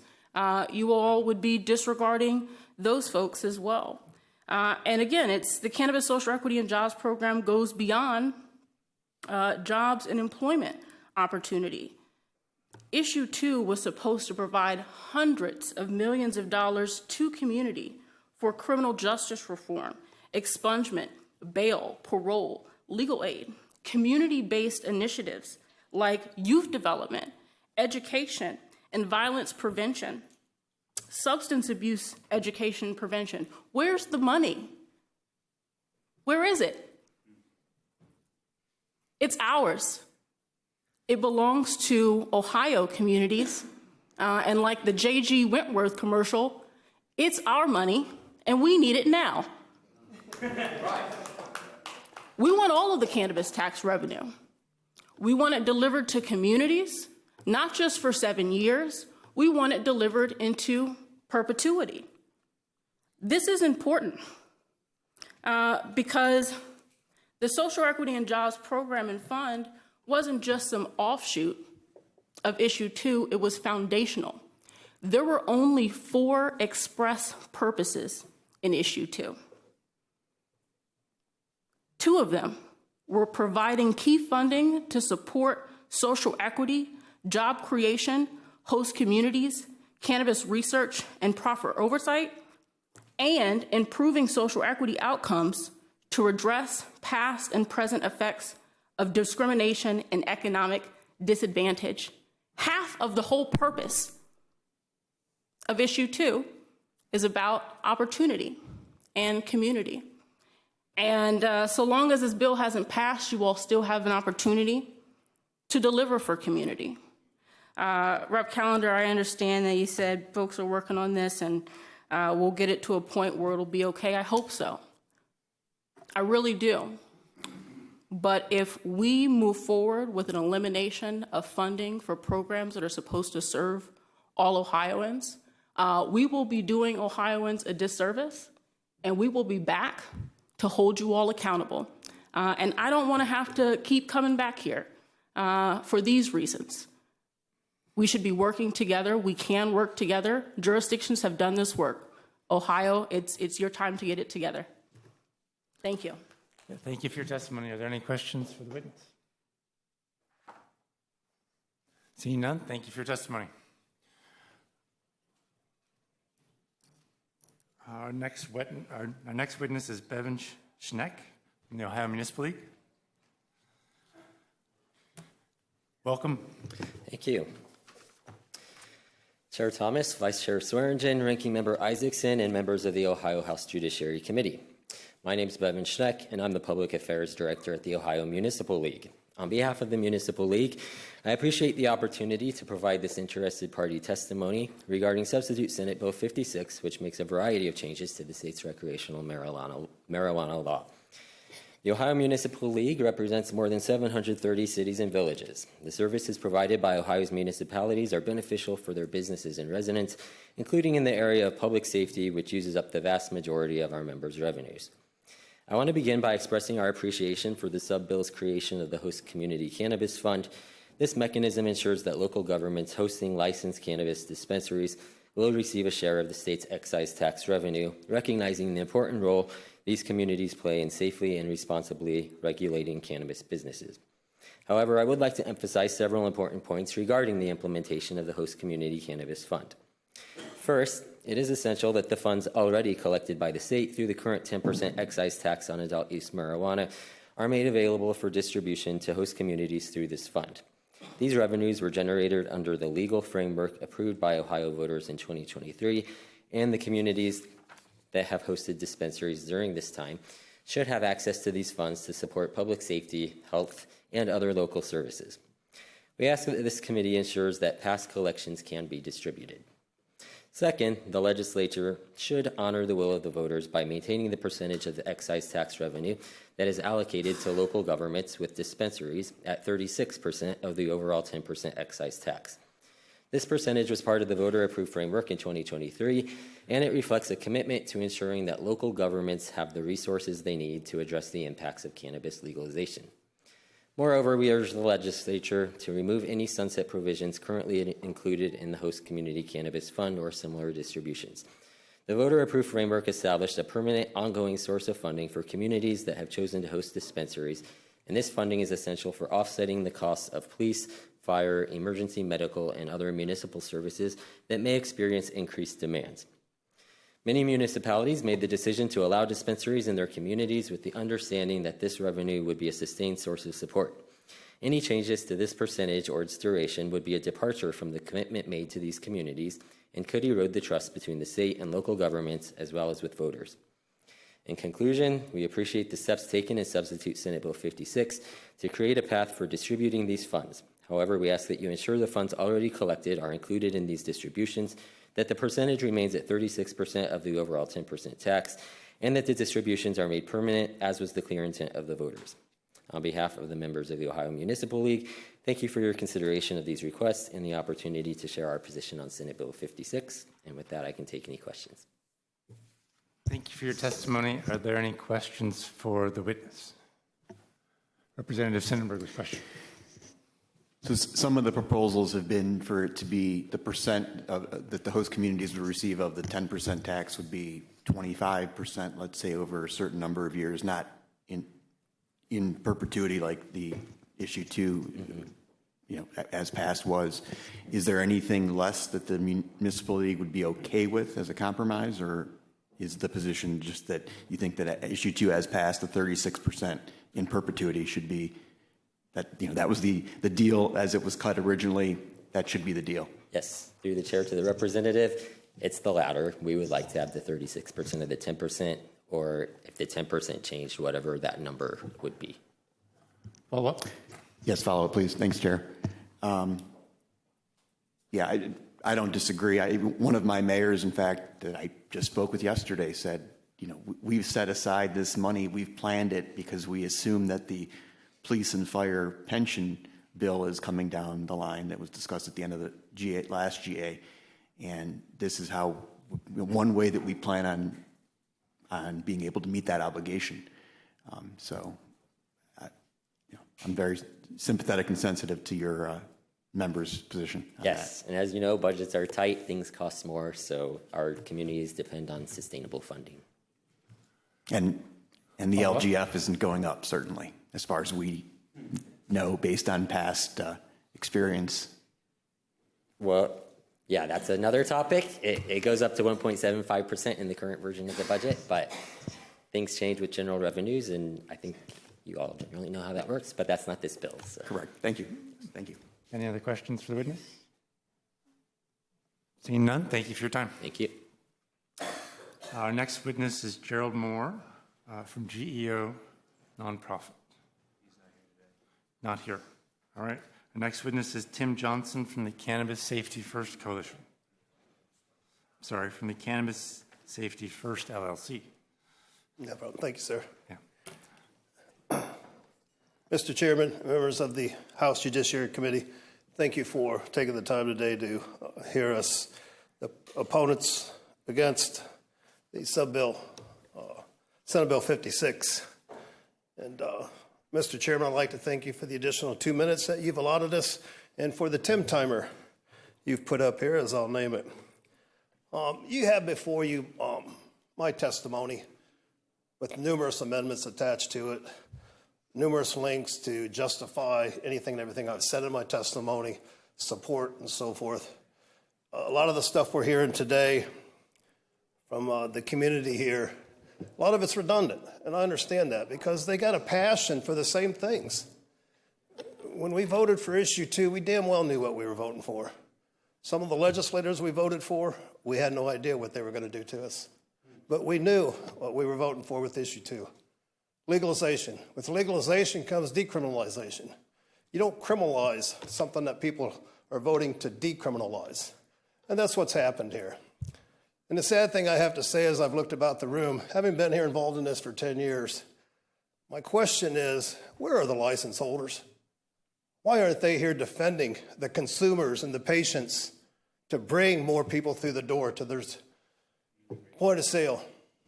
Why are they behind the scenes supporting, actually, the criminalization of Senate Bill 56? So what my question is to them, and I've got some of the amendments, I guess, is marketing. Why aren't they here fighting for their marketing rights? Why aren't they here fighting for a lot of things, for their business? Rather, they're in here trying to jam down criminalization in these bills that's only going to, as many people have said, drive people back to the illicit market, north, northeast, or wherever, to another state, increase the home grow market, order online. What these people don't understand, and I've said this from the beginning, is when we created the medical program in 2015, 2016, two of the main purposes was first to provide an alternative health care option. The second was to decriminalize the criminalization of cannabis in Ohio. In the medical program, that's worked fairly well. And we haven't seen the sky fall. We haven't seen all the fear-mongering language of children dying, hospitals full, impaired driving. We've seen the opposite of most of that. Right down the street at Children's Hospital, go talk to Dr. Patel. He's been studying cannabis in children with various forms of seizures for years. You guys live in a unique state. We have the Ohio Cannabis Museum. Probably the largest collection of cannabis artifacts and memorabilia since cannabis, that history that we know of, right here in Athens, Ohio. Take advantage of what you have before you. Take advantage of this community. Because we see one community here called the cannabis community. We don't see the industry here. We talked about social equity, and I know that's a bad word. In Ohio in 2018, an appellate court ruled that was unconstitutional for the medical program. As Kat suggested, as Anthony suggested, as I've suggested in my things, let's call it an economic impact opportunities license. If you don't like the economic part, call it a cannabis prohibition impact license. We can't go back into starting a new era of cannabis prohibition, and that's what Senate Bill 56 does. So legalization is not legalization until we're free from prosecution. Address these standalone processors, make them vertical as any business should be. Amend the probable cause order. We've heard not only from the prosecutor, we've heard from one of the legislators himself, the two smells of cannabis and hemp can't be differentiated.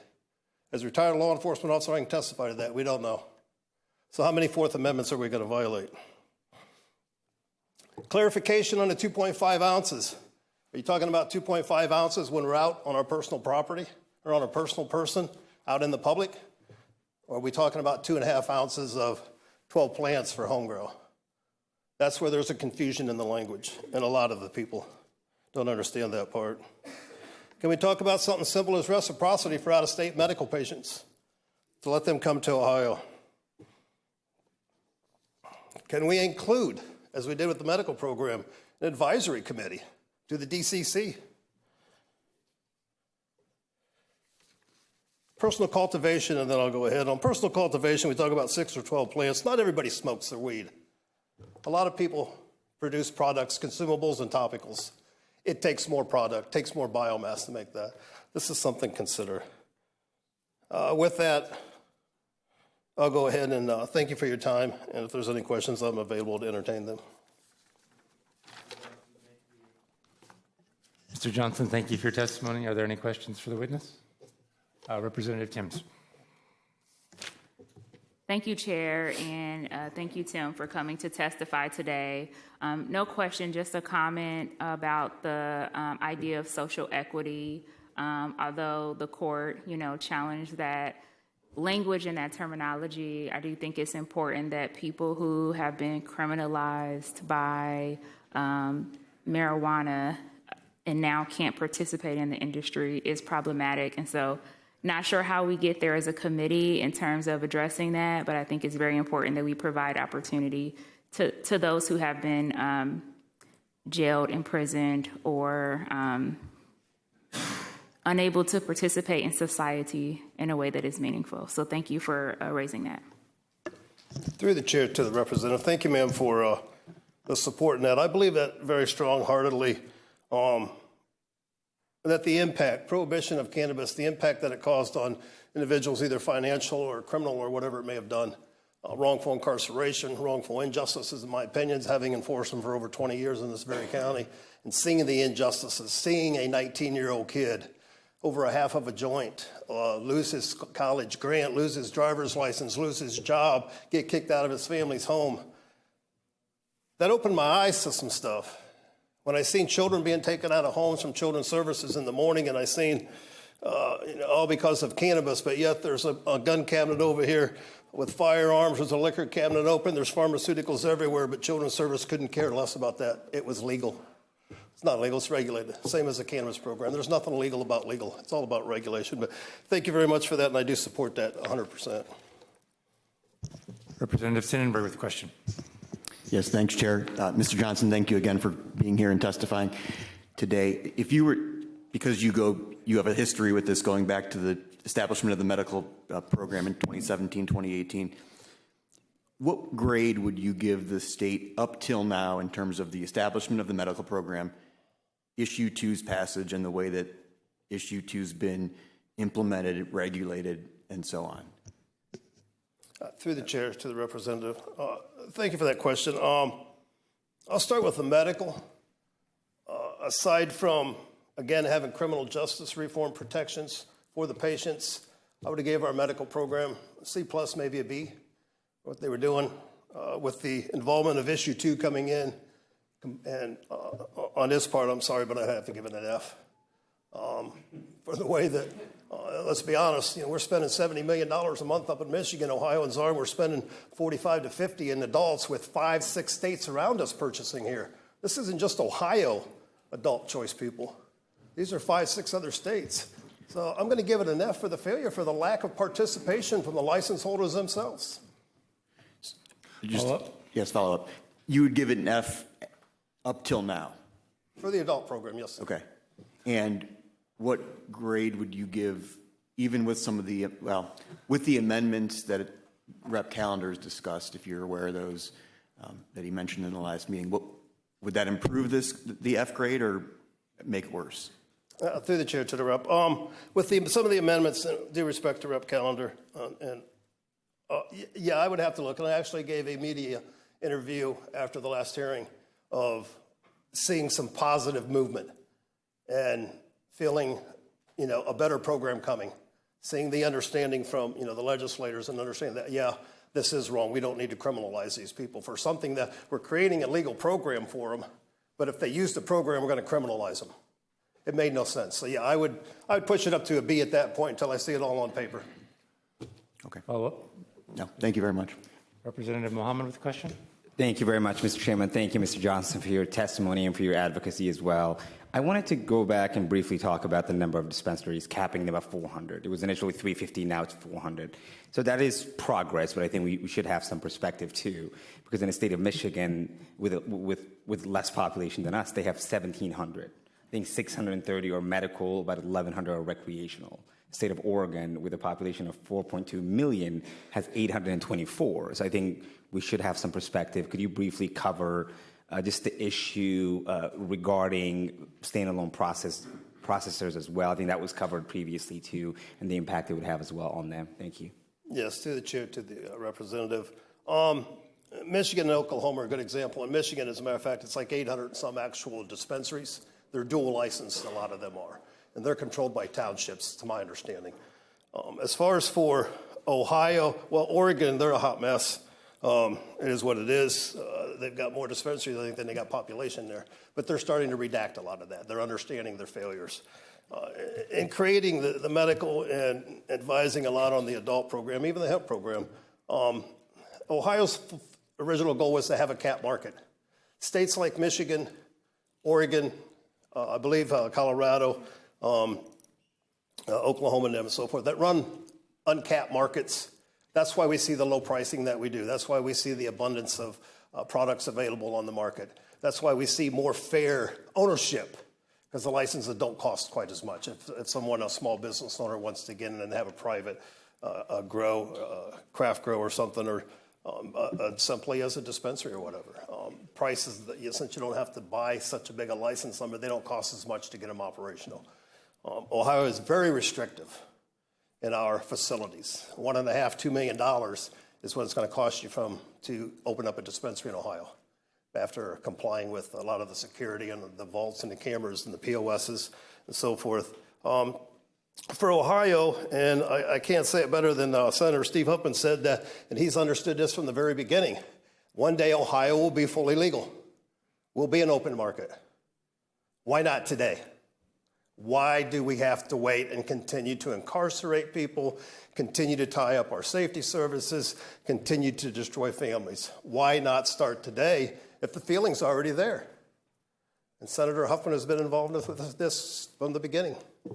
But yeah, I think the current 147 dispensaries that are going to be shooting up here soon, capping it at 400.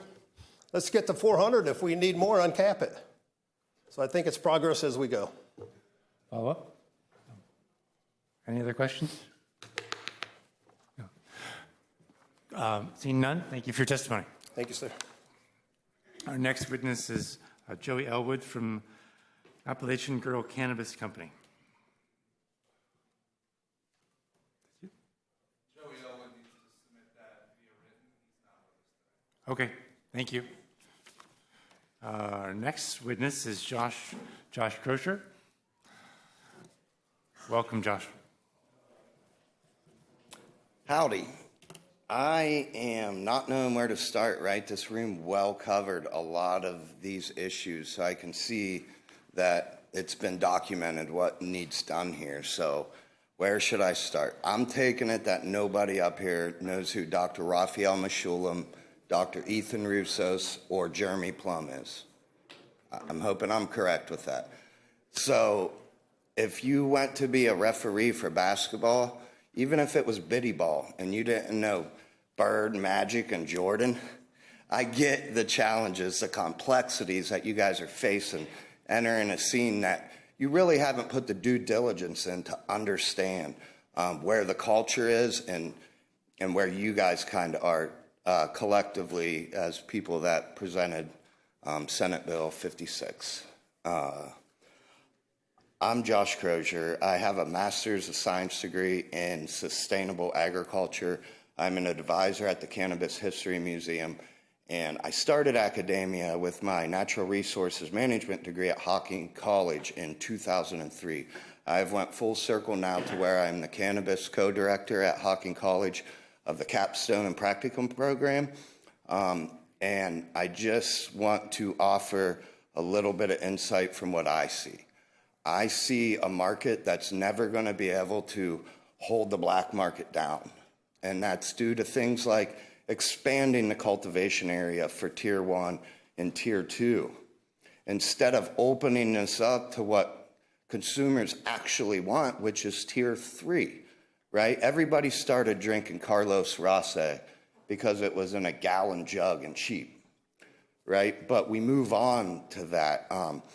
And we expand. And what the black market offers that you guys are nowhere near on is craft, the quality. And you're producing a lot of flower that goes into edibles indoors when really the only energy allotment that I see useful in the cultivation of cannabis is with craft growing.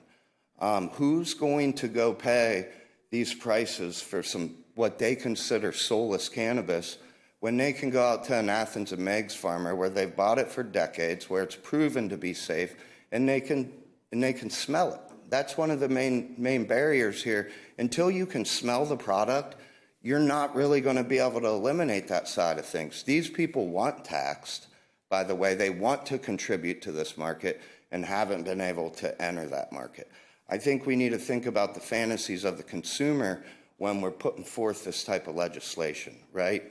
I want complex fruits with phylloids and hints of pine in my flower. I want to be able to smell that. It's not just shove this down our throats and we'll take it, because then you're not eliminating that gap, right? And that gap brings financial opportunities to Ohio. Nobody's going to come here for cannabis tourism when what they're buying is some mass-produced, over-trimmed, beat-around buds. They're going to come here, though, when we start opening up these different autoclaves, representative of different areas and soils that it's been produced in here for years. That's what's going to draw some impact from other states. Who's going to come here? I mean, we're not really opening the door for what's most important. The people that voted for this are majority consumers. So, you know, there's other things in the bill that obviously these guys have well covered. One of them I'd like to reiterate is us as hemp farmers at App Girls Cannabis. What you're asking us to do is take a federally compliant product and stick it into a federally illegal dispensary. I can't get over this. I'm sorry. I just can't get over that. I think it's absurd, and I think that we need to stop worrying about how thick the pockets are of the Tier 1, Tier 2 players and keep shoving down our throats product that we don't really stand behind. We want to know our farmers. We want to be connected to the companies that produce our products. So thank you for hearing me out. I would love to take a question. Mr. Crocher, thank you for your testimony. Are there any questions for the witness? Ranking Member Isaacson. Thank you, Chair, and thank you for your testimony. What do you, I actually sort of don't totally understand, so maybe you can help explain, why don't we allow outdoor grow? Like, what's been that debate? What's the sort of... So there's the fear that a baby will get into the weed and roll around and get high, right? Like, we have grown cannabis. You could be a child and run through a cannabis field and have it all over you and not get high. And that's part of the complexities that I talked about, and I respect you guys for trying to take on this challenge. Cannabis is a very complex plant, and that seems like a hurdle, but really it's opportunity. Because of the complexities of this plant, you have so many different elements that work with everybody's endocannabinoid system different. But one thing that never happens is you can't touch weed and get high, no matter whose endocannabinoid system you're in. So I think there's also barriers that maybe Tim Johnson could speak on better with security reasons. But we create these security problems by continually trying to impose more criminal penalties for it, you know, keeping that black market thriving when we should be trying to eliminate that gap. Follow up? Representative Sonnenberg with the question. Okay, thanks, Chair. Just to follow up on the last question from Rep. Isaacson, is there also, or is this a fallacy, that outdoor grow can't be, it's not controlled as much environmentally as indoor, and you know, when it rains, whatever chemicals are in the rain could get into the crop, et cetera? I appreciate the question. You know, let's look at the other side of that, right? So we lose a little bit of control environmentally, but what? At the expense of our carbon footprint, the production of fossil fuels going in to heat a grow room. Do you know, like, you could have a 1,000-foot, I think it's like a 1,000-foot indoor grow room uses as much electricity as a Walmart. This is absurd, and there's no reason when you're putting it into edibles and lotions and topicals, you don't need all those flavor profiles like craft connoisseur people like us at the Cannabis Consumers Coalition care about. You're just doing that for the cannabinoids that plant contains. So why would we use these different light spectrums when we could get this source of energy for free? Follow up? No follow-up. No. Thank you. Representative Callender with a question. Yeah, a couple of questions, and thank you for your advocacy again, as with everyone here. And partially to answer your questions,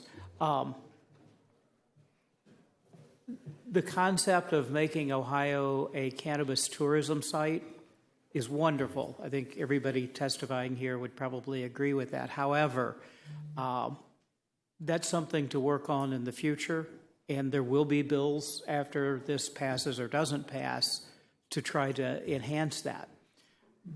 But I would suggest that we put our efforts into decriminalization, making sure the money goes home and protecting the rights people passed first, and then working on that. We're kind of pretty far behind Colorado and Oregon and California. And I'm not sure the will of the voters is to make Ohio the travel destination for cannabis users. But it is clearly the will of the voter to make it legalized and not criminal. So I admire your efforts, but that may be better looked at another bill. And one of the concerns I want to ask you about as a grower, and one of the concerns that we've heard a lot as far as the indoor grow preference over outdoor grow, is the use of herbicides and pesticides and the potential impact those things would have on the final product. And one of the efforts and successes of our program so far is that when a consumer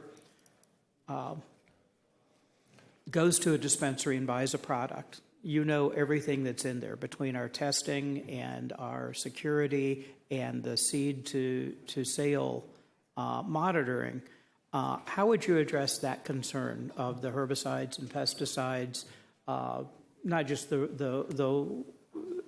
don't think it's just chemicals in rain or kids being exposed by running through. I think there's a lot of concerns about that element as well. How would you address that concern?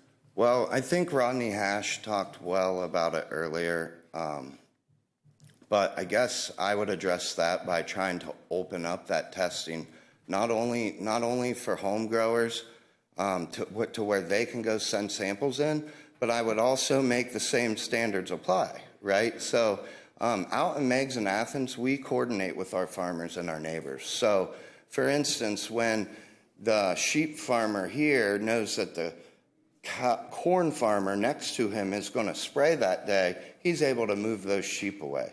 But there's obviously you got 2 plants in the way. You can't just move your plants, but you can communicate with people and find a way to work things out, because we've been doing that in agriculture for a very long time. And not only is that the nature of most farmers, but cannabis people even take that to more extremes, right? We have respect for each other and our communities that we live in. So I think those challenges are, and not to mention when we consider all the herbicides and pesticides on our food that don't get tested as rigorously, how are the standards for cannabis so much higher than the standards for food? You could go swab a tomato and find all these same things on it. So I guess I do appreciate you calling me out about rambling about my fantasies. I know we're far from that point. I'm just like visualizing this deli style where you can walk in and actually let your olfactory system and your limbic system recall memories. Cannabis is an aromatherapeutic crop, right? So I'm fantasizing right now and feeling the effects of it. I can't wait to smell it without even consuming it. I want to be able to smell it, and I think that's what would, even if it's a decade down the road, that's where it needs to go to help close that gap between why would somebody not go to Athens where they can smell 20 different kinds of cannabis, pick it up, smell it, touch it, know that they want to buy it before they go spend $200 on a purchase in a bag that they can't see the product. They're just fed a whole bunch of deceit on the back, terpenes and minor cannabinoids, instead of what matters most, the olfactory system, the smells and aromas. Follow-up? Thank you. And I think a lot of folks share that long-term vision, kind of like our analogous to our wine industry in Ohio, where we're slowly becoming more and more nationally recognized for what our soil can produce and our climate can produce, and our great fresh water, especially, not to detract from your area, but from Northeast Ohio. So I think that's a great vision in the future, and certainly would participate. But I just don't want to build expectations in this bill to get us there, because first we have to make sure we're not criminalized before we can get to the artistic phase, which hopefully we get to. On the herbicides, pesticides, other agricultural runoff issue, I assure you my concerns are not limited to cannabis, but also to the food we eat. And I think nationally we're near a crisis situation with that. So the concerns are not limited to cannabis, but that doesn't mean they're not legitimate concerns. Your tomato swab having all kinds of chemicals is a very good example of that. So thank you for pointing out it's not limited to cannabis. Thank you. Any other questions for the witness? Seeing none, thank you for your testimony. Thank you. Our next witness is Cece Brown from Invita Nutraceuticals.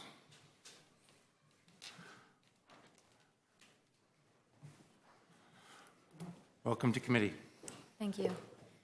Chairman and members of the committee, I come before you today as a small business owner and an Ohioan, deeply committed to the growth and integrity of our local hemp industry. The issue before us is time sensitive and demands immediate legislative action. However, it's crucial that the measures that we pass do not inadvertently harm the very industry that Ohio has the potential to benefit from.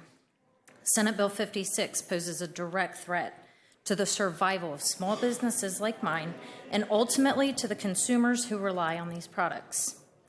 Rather than restricting access to hemp products and pushing Ohio's small businesses out of work, we need regulatory framework that ensures that these products remain accessible while prioritizing public health and safety. My husband and I have invested our life savings into our business, which is not only crucial for our family's survival, but also provides opportunities for our children to pursue their dreams. Through the success of our business, my daughter has the chance to further her athletic and academic career in Chester, England, which was all made possible by the small business I built right here in Ohio. We're a manufacturer and a distributor of hemp products based here in Ohio, and the impact of Senate Bill 56, as currently written, would be devastating. One of the most concerning provisions of SB 56 is the proposal to move hemp into dispensaries. While some consumers may feel comfortable purchasing from dispensaries, this would alienate a large portion of the consumer base. There is a significant stigma surrounding dispensaries, especially among older clientele. I have had the opportunity to do outside sales for my distribution company, which put me in many smoke shops, convenience stores, gas stations all around Ohio. I met numerous individuals who consumed hemp products and had the privilege of hearing all of their stories. Take Ed, for example. Ed purchases hemp gummies from his local marathon store, the very gummies that I manufacture here in Ohio, and they help his PTSD, and he is able to purchase them from his local corner store. Ed's story is just one of many. For people like him, the accessibility of these products at local stores is not just convenient, it's essential. I am also deeply concerned about the impact that this legislation would have on the manufacturing side of our industry. If hemp products are moved into dispensaries, who's going to manufacture them? Will it be the same multi-billion-dollar marijuana companies that produce marijuana gummies? By doing so, we are effectively handing over control of the industry to these large corporations, sidelining small businesses like mine. Ohio's small businesses trusted that our state would protect us. The actions outlined in SB 56 would harm those of us who have been committed to doing things the right way, investing in our communities, and operating with transparency and responsibility. I respectfully ask that you reconsider the provisions of SB 56 that would drive Ohio's small businesses out of the industry. My company sources our hemp from a lab in Colorado that complies with Ohio laws and provides full panel testing, ensuring we're doing everything we can to uphold the integrity of this industry. Just yesterday, we had an unannounced inspection from the Ohio Department of Agriculture, which we passed at 100%. I would like to extend an invitation to each one of you to tour our facility and to see where you can witness firsthand how the entire manufacturing and distribution process operates. I urge you to work with us, the small businesses that make up the backbone of Ohio's economy, to ensure that we can continue providing these essential products for our community while staying viable and thriving. The future of our small business and the people that we serve deserve it. Thank you for your time. Thank you for your testimony. Are there any questions? Representative Sonnenberg with question. Thank you, Chair, and thanks for coming in to testify, Ms. Brown. Question, so you do agree that we need some regulation and that there are issues with some of the products that are sold at, let's say, gas stations that are marketed towards children, correct? Through the chair to the representative, yes, there needs to be regulation, and that's what we need to work on, not banning an entire industry that is actually helping people. There needs to be regulation, not prohibition. Follow up. As part of that regulation, would you agree for, like the product that you sell, for it to be sold for only 18 and over consumers? Through the chair to the representative, I would agree that it would be at least 18, if not 21 and older, that should only have access to those products, correct? Follow up. Okay, no follow up, thank you. Any other questions for the witness? Good. Seeing none, thank you for your testimony. Thank you for your time. Our next witness is Wesley Bryant from 420 Craft Beverages.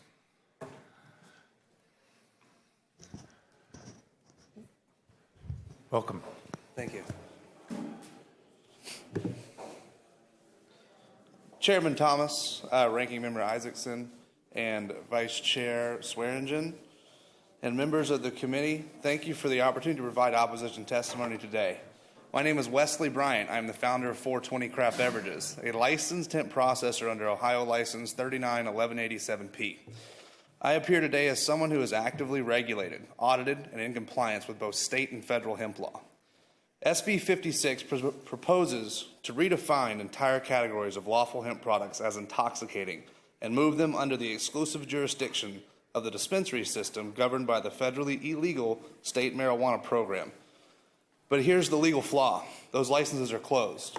Today, as a fully compliant hemp processor, I cannot obtain one of those dispensary licenses because the marijuana licensing system is not only capped, it is closed to all new applicants. And under SB 56, it would be closed permanently to anyone who does not already hold one. So this bill doesn't just regulate my business, it extinguishes it. It nullifies my active hemp license without due process and places me into a regulatory framework I am legally barred from entering. Let's be clear about the constitutional implications here. First, federal preemption. The 2018 Farm Bill codified 7 U.S.C. 16390. It defines hemp products to include all derivatives, cannabinoids, and isomers below 0.3% delta-9 THC on a dry weight basis. That definition is binding. In AK Futures versus Boyd Street Distro, the Ninth Circuit reaffirmed that even hemp products with psychoactive properties fall under federal protection as long as they meet that threshold. Second, the Dormant Commerce Clause. This bill carves out Ohio's entire hemp market for a closed class of marijuana operators. That's discriminatory on its face. In Tennessee Wine v. Thomas, the U.S. Supreme Court held that states cannot erect market access barriers favoring local incumbents in regulated industries, especially when those industries intersect with federally lawful goods. Third is due process. SB 56 strips my license of its value without compensation, notice, or recourse. That's a regulatory taking. And as established in U.S. v. Carlton and Eastern Enterprises v. Apfel, retroactive economic penalties that must meet strict scrutiny, particularly when they eliminate vested rights. Finally, this bill opens Ohioans to liability under 18 U.S.C. 922 G3 by reclassifying legal hemp as marijuana use, jeopardizing firearm rights without clear public notice. I support the stated goal of protecting children and ensuring adequate consumer protections for these products. This can be accomplished through age verifications, banning synthetic cannabinoids, and tightening enforcement. But SB 56 doesn't do that. It rewrites the rules, closes the gate, and locks out law-abiding operators like me with no path forward. That is not regulation, that is exclusion, and I urge this committee to reject it. Thank you, and I'm open for any questions. Thank you for your testimony. Are there any questions for the witness? Representative Sonnenberg with question. Yes, thank you, Chairman. Mr. Bryant, thanks for your testimony today. Sir, thank you. So is your testimony that under the current version of Senate Bill 56, as passed, we'd be violating the 2018 Farm Bill because of the, I guess, the dry weight basis definition? Sure. So a lot of this, and through the chair to the rep. Was that the whole question?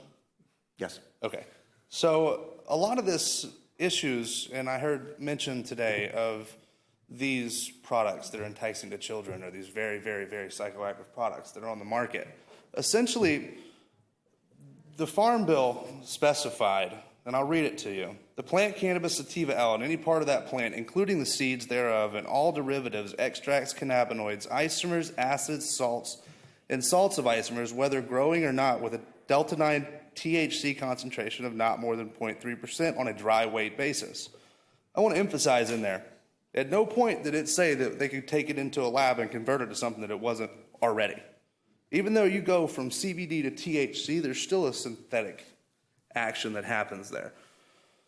So I bring this up to bring attention to the committee here that if you guys would just adopt the federal definition of what is federally legal hemp and exclude converted cannabinoids from that, I'm going to give you a for instance basis. Right now, the market says a 3 to 5 gram gummy. That's what is bought and purchased, even in the medical dispensaries. You can only put 3 milligrams per gram into that product and be legal federally in state. So that means a 5 gram gummy could only contain 15 milligrams if you got rid of the converted cannabinoids. Point blank, period. That means all of these high potency 500 milligram, I've seen it multiple times in here with people bringing up all these products, these 1,000 milligram Nurge ropes and stuff. It wouldn't exist. Simply won't be there with natural cannabinoids. So I implore this committee to really look at that federal definition, and anybody that needs further clarification on that, I'd be more than happy to do so. But I think ultimately that fixes a lot of the root problems that sit right here in Ohio's gas stations, liquor stores, you name it. That fixes a lot of those problems right out the gate. Follow up? I hope that answered that question. Yes, thank you. As far as the beverages, do you think the 5 milligram limit under the current version of the bill is okay? Depending on where it's sold. As someone that sells beverages, and I do make things, just to be clear, I do make things that are over 5 milligrams. However, when you're talking about bars and restaurants, I feel a 5 to 10 milligram cap there is honestly necessary. But where I don't agree with it is in other locations such as carryouts, liquor stores, gas stations, so, you know, on and on. I can go in there and buy a Monaco into any of those gas stations, and those are double shots of liquor right there. I can't buy that same Monaco in a restaurant or bar. So I think there's some definite difference between firms that carry those products. And I think that essentially capping bars and restaurants at a reasonable number, I think that's a necessary evil. I think we can move forward from there in the future, but putting those same caps on carryouts and take-home products, I think is foolish. And I can't speak for all the dispensaries in the state of Ohio, but I've been in there, a lot of them ones in Cleveland and Columbus. There's no infrastructure there to handle the thousands of beverages that are on the market right now. Follow up? No follow-up, thank you. Any other questions for witness? Seeing none, thank you for your testimony. Thank you. Our next witness is Kevin Henderson from RYYN Botanicals. Welcome to committee. Thank you, sir. Mr. Chairman, Vice Chair, Ranking Member, honorable members of the committee, my name is Kevin Henderson, and I want to thank you for the opportunity to speak today. I am the owner of Wren Botanicals. We are located in London, Ohio, and a company that is designed on bringing all-natural, organic, hemp-derived THC beverages to consumers. Our flagship product, Hydro, is currently in production and set to launch in July. But if Senate Bill 56, as it currently stands, passes, is going to affect my business along with countless others. We will not survive. Ohio has long prided itself on supporting small businesses and fostering entrepreneurship, offering people the opportunity to pursue the American dream. That belief is what has driven my support for the Conservative Party for the majority of my voting life. A party built on common sense policies that help businesses grow and prosper. Yet Senate Bill 56 contradicts these values, imposing unnecessary restrictions and threatening innovation, competition, and economic opportunity for Ohio entrepreneurs. A brief history. In 2015, Ohioans overwhelmingly rejected the state's first attempt at legalization, not due to opposition to the cannabis itself, but due to concerns over monopolization and unfair market control. This decision reaffirmed a key Ohio principle: a free and competitive market where businesses, especially small businesses and independent ones, have the opportunity to succeed. Now we stand at yet another regulatory crossroads, one that threatens to cripple Ohio's ability to compete in a growing industry and devastate small businesses statewide. Restrictive policies such as limiting hemp-derived THC products to under 10 milligrams per serving would not just affect manufacturers, but also over 850 retail stores across Ohio. These include smoke shops, vape stores, liquor retailers, and CBD stores such as SunMed and Centerville, many of which have integrated hemp-derived THC products to meet growing consumer demand and remain competitive. The financial consequences of over-regulation extend far beyond immediate losses. Ohio's small retailers risk losing millions in revenue annually as consumers turn to unregulated alternatives or out-of-state purchases. Hemp-derived THC market growth would stall, preventing new business, job creation, and local economic development. Other states such as Minnesota, Colorado, and Oregon are all thriving under balanced regulation, while Ohio risks falling behind in innovation, entrepreneurship, and tax revenue. If Senate Bill 56 moves forward as written, Ohio will lose businesses, eliminate jobs, and weaken the ability to compete in an emerging market. A clear generational shift is underway. I'm not sure if you guys have seen some of the reports that are coming out. Millennials and Gen Zers are increasingly turning to hemp-derived THC products over alcohol, driven by health concerns, changing social norms, and demand for functional alternatives. In 2023, a Gallup poll found that alcohol consumption among adults aged 18 to 34 dropped from 72 to 62% over the past decade. Over the past 2 decades, a 2024 Lending Tree survey revealed that 55% of Gen Z regret spending as much money on alcohol, fueling interest in health-conscious alternatives like hemp-derived THC beverages. Alcohol use disorder affects 10% of Americans over the age of 12, contributing to over 140,000 deaths annually. Excessive alcohol use accounts for 13.5% of deaths among adults aged 20 to 39, emphasizing the need for alternatives. Hemp-derived THC beverages offer a moderate controlled alternative to alcohol, allowing consumers to enjoy social experiences without the severe health risks associated with excessive drinking. Restricting these products is going to push consumers back towards alcohol.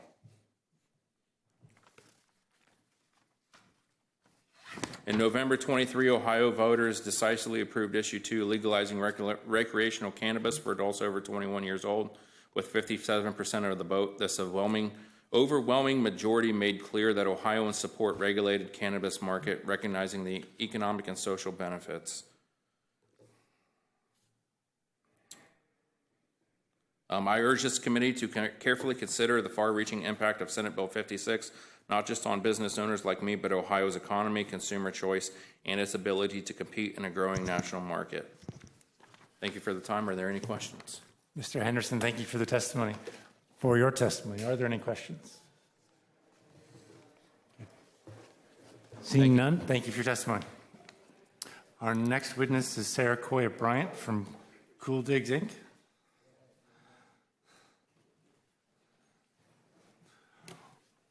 Welcome to committee.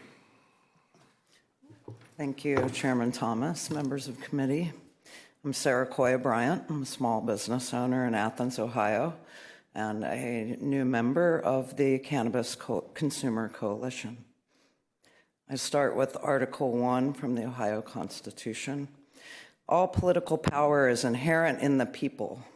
Government is instituted for their equal protection and benefit, and they have the right to abolish, reform the same whenever they may deem necessary. So rights become real when people demand them. Ohio adopted the powers of our statutory initiative back in 1912, and Ohioans understood the initiative power as a meaningful check of your legislative body. So Ohio even provides some protections for citizens' authority. And the ORC in 73128 states that a mayor can't veto a law passed by citizens' initiative. 73136, no person shall knowingly misrepresent language of a citizen's initiative. I can assure you that Issue 2 was clearly explained and embraced by Ohio voters. In a recent Case Western Resolve Law review, Derek Klinger states that a common assumption is that Ohio lawmakers have complete discretion to alter voters-approved laws because, unlike some other states, it's not clearly and explicitly prohibited. But Ohio courts have never ruled on this issue, leaving the question unresolved and creating unnecessary not only for our marijuana law, but also for the future liability of Ohio's century-old statutory initiative power. So while Ohio has not taken this up, several state Supreme Courts have explored the subject of citizen legislation protections, including the most recent one of Utah's Supreme Court in 2024, decision of the League of Women Voters of Utah versus Utah State Legislature, where the court unanimously rejected the legislator's argument that the constitutional silence on legislative overrides means that they were free and permitted to modify the law the people passed.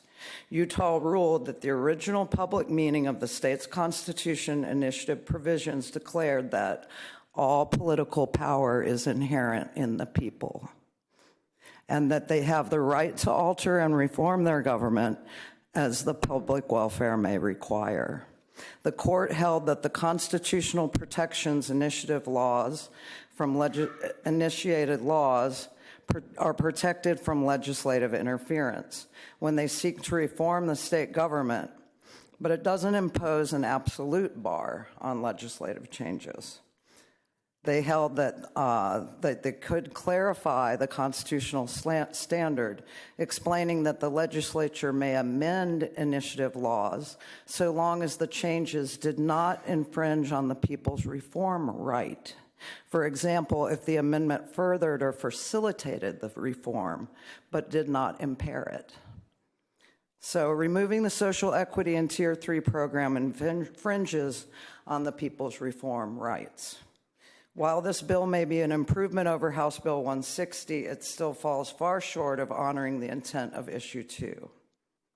My company supplies goods to Ohioans' current licensed grows and small-scale cultivators in Southeast Ohio.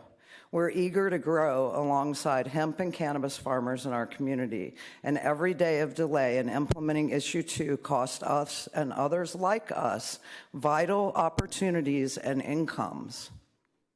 Athens County voted in favor of legalization by 78%. Like Josh was mentioning earlier, we imagine a future shaped by locally owned craft and cannabis businesses, much like the small business industry that defines our region with breweries. Sub-Bill 56 jeopardizes that vision.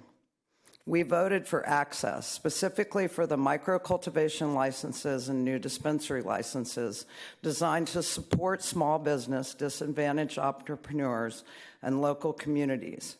This bill funnels that opportunity to large, wealthy corporatives, often from outside of Ohio, while excluding real Ohioans with our knowledge, experience, and community ties.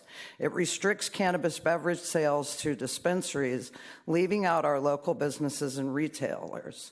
And even more concerning, it redirects our tax revenue from the municipalities to the state's general fund. This undermines the local reinvestment monies that were central to our public support for Issue 2. If the problem is there's no mechanism to currently redirect the funds to our communities, I would urge you to create one. That's your job. Cannabis users are not a public safety threat. This bill criminalizes harmless behavior such as outdoor use and sharing between adults, actions that waste law enforcement resources and stigmatize responsible users. Sub-Bill 56 erodes home rule and democratic decision-making. It dismantles our pathway to entrepreneurship for working Ohioans and replaces it with the corporate monopoly. We're not passive observers. We're organizing a coalition of farmers, consumers, and advocates, and we will return with even larger numbers to defend our rights and the laws we passed.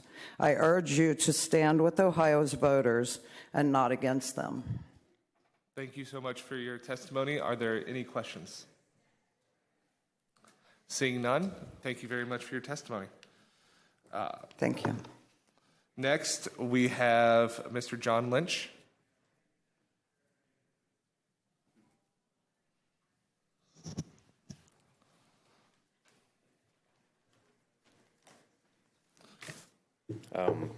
Vice Chair Matthews, members of the committee, good afternoon. I'm an Ohio beverage manufacturer, and I appreciate the opportunity to testify. I'm here in support of additional language that would allow bars and restaurants to continue serving hemp beverages to customers. Hemp beverages are currently served in hundreds and hundreds of bars and restaurants throughout Ohio. People are enjoying them safely, and the language in this bill is going to make these beverages even safer by lowering the amount of THC allowed in these drinks. With the new hemp beverage excise tax, the state will collect 33 cents on every can sold. The revenue generated by bars and restaurants would add millions of dollars to the general revenue fund.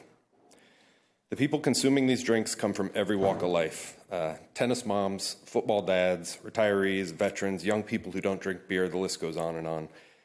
My last reason for wanting these drinks in bars and restaurants is more personal. I don't use THC or drink these. I prefer beer, but I really enjoy being able to sit at a bar and have a conversation with someone who's drinking what they want to drink.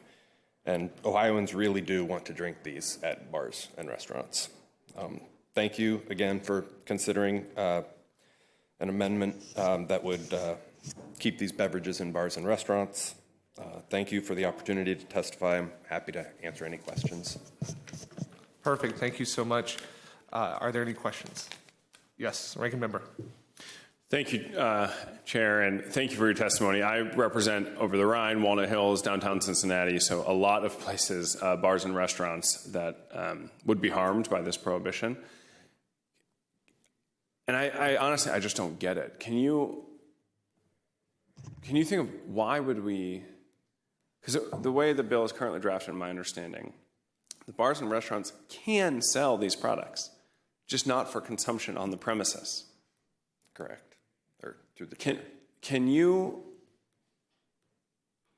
like, do you have any concerns about the sales on the premises? Have you heard of any negative ramifications of sales on the premises? Just, I'm trying to wrap my head around why we would make that distinction. What's going on? Through the chair, no. I've been selling these products for about a year now throughout the state. Mine are very low dose. Ours are all 2 milligrams or 2.5 milligrams. We actually have talked to bars, and we're going with a very low dose because a bar wants to sell several of these. They don't want to sell one drink that's 10 milligrams and then have somebody buy nothing else. I don't, there's always a fear with any bar product of overindulging. And I guess, that's the fear with this. It's just a new thing. But I think the last year has played out where these have really taken up a huge market share in the bars that are doing it, and I haven't heard of a single instance of a negative outcome. Thank you. Follow up? Thank you, Chair. No. Great. Rep. Calendar, please. Thank you. I'm sorry I was out of the room. Was it 3 weeks ago when you testified? So I wanted to be here today and disclose, which you tastefully did not in your testimony, that you also have legislators who consume your product. And I appreciate what you have provided. And just for full disclosure to everyone, you and I have had drinks at the bar where you're drinking beer and I'm having your products, and really appreciate it. What would be the impact on you as a local business if this law were to go into effect and in effect criminalize something that currently is common usage? Through the chair, there are specific numbers. Like this bill would still allow me to sell to bars grocery stores, convenience stores for to go. And like some really rough numbers, conservative, but to keep them simple, Ohio sold about 2.5 billion 12-ounce cans or bottles last year. Of that, again, conservative, but to keep the numbers easy, 250 million of those were sold in bars and restaurants. If you look at this product and the way it's trending, I'd say, again, conservatively, 10% of that bar market could easily be these types of drinks. And I think that's really conservative. That's 25 million cans sold. So that's a big part for me, but it's also, that's where I think some of the estimates of revenues generated by these types of drinks are the really, really low end. That 25 million cans would be $8.3 million for the general revenue fund. And I think the grocery store market is going to crush in this area too. So it wouldn't put me out of business, but that's why I ended my testimony by saying, like, it's kind of a personal reason too. I want to be able to sit with people and drink what they want to drink. Thank you. Follow up? Yes, so that is for you and for the actual CBD or hemp-derived THC-containing beverages. Have you talked to anyone, or do you have any knowledge? There's some numbers out there that bars themselves have seen a 20% drop in revenue since issue 2 passed. Have you given any thought or had any discussion to the bar and music venues that have liquor licenses, owners and management, as to the impact that this would have on them? Would it further that loss? Is this product a way to kind of stopgap the loss that we're seeing there? Through the chair. Yes, every bar I go into right now, this is the conversation, like whether these are going to stay legal or not. There are several beer and wine wholesalers that now carry these products, and so every bar now has the opportunity to carry them, and very few are turning it down, and it's in part because of that. They see a sector of people who are no longer drinking alcohol, and this is providing an alternative. Any other questions? Seeing none, thank you so much for your Thank you. testimony. Mr. R.J. Kramer.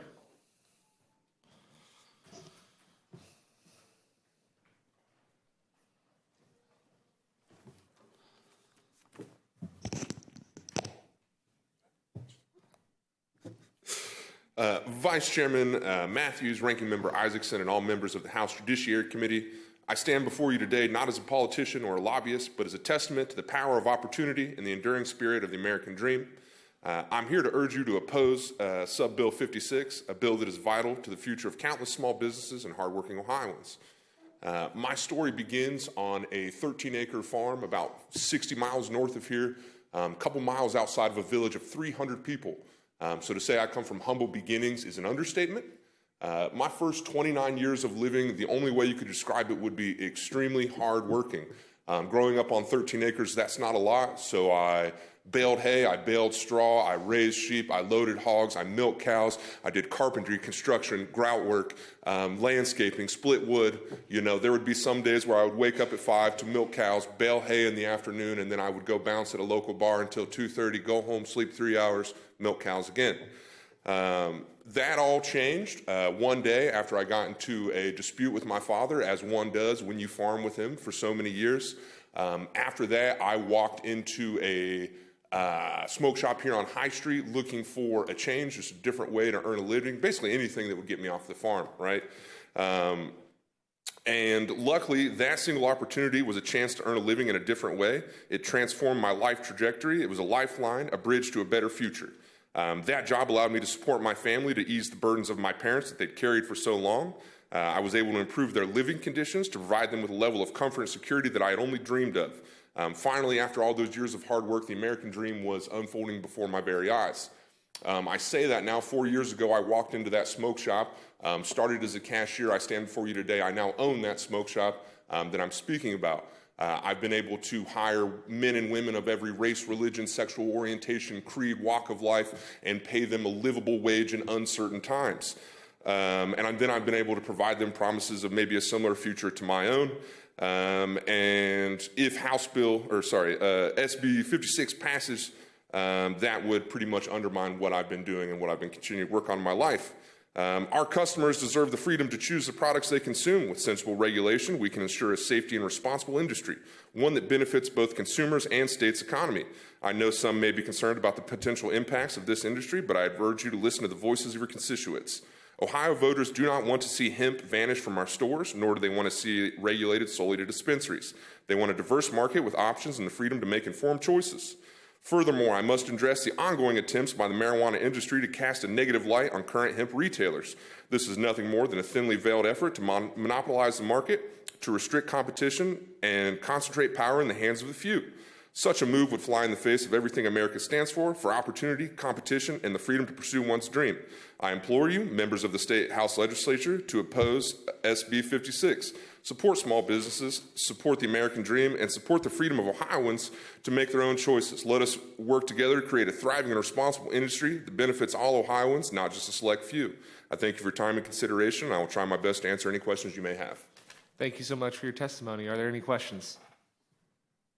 Seeing none to my left or right.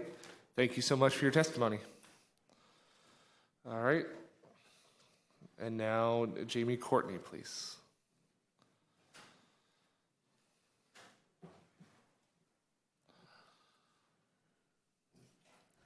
Thank you, guys. Chairman Thomas, Vice Chair Matthews, Ranking Member Isaacson, and members of the Ohio House Judiciary Committee, thank you for the opportunity to provide the testimony in opposition to the hemp provisions included in Senate Bill 56. As a small business owner operating a SunMed Your CBD store in Belle Fountain, Ohio, I am deeply concerned about the devastating fiscal impact this bill would have on responsible hemp retailers like myself and the communities we serve. Senate Bill 56 would effectively ban the sale of nearly all hemp-derived products from stores like mine by restricting access exclusively to licensed marijuana dispensaries. While this may not be labeled a ban outright, the real-world result is the same: closure of compliant, law-abiding small businesses across the state. When the Ohio legislation legalized the hemp in 2019 following the federal farm bill, entrepreneurs like me made significant investments in launching storefronts, building customer trust, and creating jobs. We followed the law and advocated for reasonable regulation, including age restrictions, testing, labeling requirements, and enforcement against bad actors. But Senate Bill 56 doesn't regulate our industry, it just dismantles it. By forcing hemp products with even trace amounts of THC into dispensaries, the state is unfairly picking winners and losers, rewarding marijuana operators while shutting out hundreds of small local businesses that serve a very different customer base. The majority of my customers are older adults, often over the age of 55, seeking natural alternatives for wellness, sleep, or pain relief, and are not interested in getting high. There is a better path. I urge the committee to consider the approach taken in House Bill 198, which responsibly regulates hemp without dismantling the industry. This bill includes age restrictions, licensing, product testing, child-resistant packaging, and truth in labeling, which is the start of a robust framework to help protect the consumers while preserving access and fairness. In closing, please understand Senate Bill 56 doesn't just regulate hemp, it bans it from responsible small businesses like mine that have played by the rules, supported our communities, and provided safe, effective products to our Ohioans who depend on them. Thank you for your time and your consideration. Great. Thank you so much for your testimony. Do we have any questions? Seeing none, thank you so much for coming today. All right, we have Tasha Roundtree, please.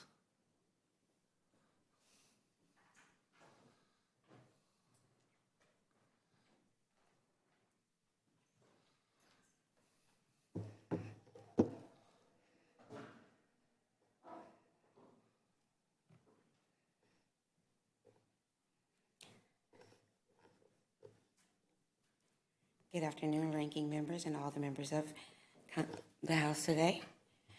I started this journey 10 years ago. I started this journey 10 years ago after I was diagnosed with polycystic ovarian. I had a 10-pound tumor and had to have it removed. The medication that they had me on caused me severe constipation and ripped my intestines apart. Until a nurse whispered in my ear, go to Michigan, because my family was ready to send me to Colorado because that was the only place that we had been told where you could get medical marijuana. I did not want to become an addict because that was the beginning of the opioid crisis. I was looking for an alternative way. I went to Michigan, but unfortunately Michigan would not treat us because I was not a Michigan resident. So I had to give up my Ohio resident residency and my Ohio driver's license, I had to stay in a homeless shelter. But the homeless shelter would not accept me because I was coming for medical purposes. So I had to get a hotel room. I had to buy food and submit a receipt that I was not coming to be a burden on the state of Michigan. And that is how I established my Michigan residency in order to become a medical marijuana patient. That is how I received a caregiver. Once I received a caregiver and became a patient, I received a scholarship to actually go to a cannabis college. I obtained a certificate at that time because at that time you couldn't even teach cannabis because that was teaching the facilitation of a illegal drug. So they were threatening to put teachers in jail at that time for even teaching how to grow. But I studied cultivation, processing, and dispensary management. I came back to Ohio and worked with the clerk of courts. I worked with at that time, it was Sheriff Beal. I worked with the University of Dayton and ran expungement clinics. I wrote the legislation that appeared on a ballot, and we actually legislatively decriminalized marijuana in the city of Dayton. And we have done the governor's pardons and expedited clemency. And we have done this to make sure that patients were safe and not going to jail, because we found that 7 out of 10 African Americans or people of color were receiving the tickets.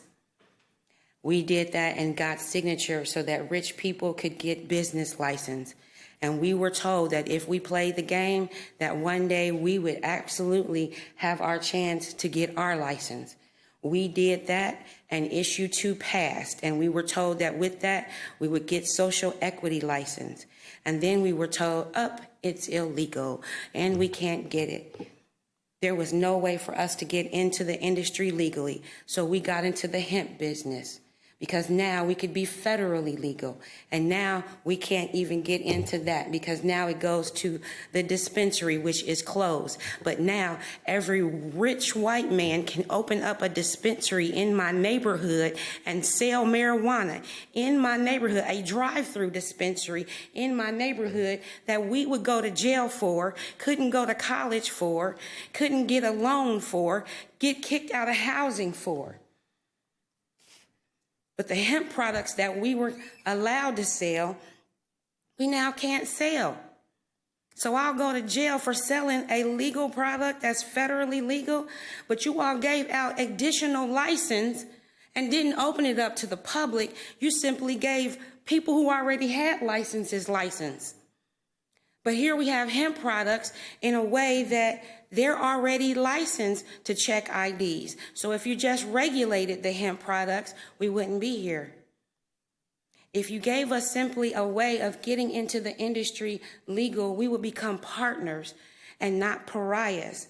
We want legitimacy. If you trust convenience stores to sell aspirin, extra strength aspirin, over-the-counter aspirin, why are we not calling hemp over-the-counter instead of intoxicating? Let's work together instead of fighting and becoming combative. There is already a system to set and to track IDs. There's a system. There's a system to make sure. And what we don't have a system for, let us regulate and work together. And I apologize for going over time. But I have been working on this for 10 years. I have sacrificed. I have worked with the homeless to get them off of drugs by getting them to use cannabis and then transferring them off of cannabis to hemp, where if they were having a bad day, they didn't have to go to a dispensary. They could go to a convenience store and get what they need. There is absolutely no reason why we are still having these conversations when we know what works. And what works is opportunity. If social equity scares you, let's call it craft. But there's no way we should have been allowed to vote on something that has already been deemed illegal. How does the Attorney General allow us to vote on something, and how do you generate money in a fund and then tell us we can't get it and we can't get the money? And you lose the opportunity. Everything in the state of Ohio cannot be a lose-lose for every woman, every minority, every veteran, every disabled person? Are you here to help us, or are you here to cripple us? Shout out to Teddy Smith, who made sure that every voice got heard today. Thank you. Are there any questions? Questions? Ranking member. Thank you, Chair. Thank you for your testimony. I'll echo the good job Teddy's doing. A lot of shout outs today. I want to try and put a finer point on it, on something that I think is so important. That what you're saying is, my understanding is, and correct me if I'm wrong here, that because of the limited entrance into the sort of formalized cannabis market that Issue 2 set up, a lot of the people and small businesses that are run by veterans, by minorities, especially by members of the Black community, are in the hemp industry because it was so hard to get into the cannabis industry. And that by going after the hemp industry in this way without finding some sort of compromise, a lot of those minority-owned businesses, veteran-owned businesses, women-owned businesses are at risk of going under. Could you just explain a little bit about what that risk is, or if that's true, like why you think that is? Absolutely. When you all say that you can only have a finite number of cultivators and a finite number of processors and a finite number of dispensary owners, right? You can have as many cultivators as you want, and you can have as many processors as you want. But if you don't have a place to sell it, which is the dispensary, that's the shelf space. So you could be a processor, but if you can't get the product, the biomass to make the product, you don't have a product to put on the shelf. So if you don't have enough, if you can't get in to grow the product, then you can't get in to make the product, and then that means there's no room for you. So if there's no license that are available, there's no way for you to get in. So the only way that you can get in is to go through hemp. But a hemp product would make sense to me is to say, well, let's use this as lower dosage, where now you actually can market a product. Now you can actually advertise a product. Now you can have let's say a music fest with hemp products to say, oh, this sells, oh, this sells, this sells. You can do product research and management by giving them an opportunity and say, now this actually works for this disorder. This works for this. Now you can take it up a grade. It's almost like if you would say, hemp is the version of aspirin at 200 milligrams, 400 milligrams, but ibuprofen is the dispensary level. Or you say, hemp is the cooler and dispensary is the Hennessy. So they can work together without competing, but it's just a greed of, we want your money too, because we see people wanting you, but everybody doesn't want to get high. Some people just want to get healthy, because when we say we want that travel and tourism, why do you want to get healthy? Because we want to go to the concerts.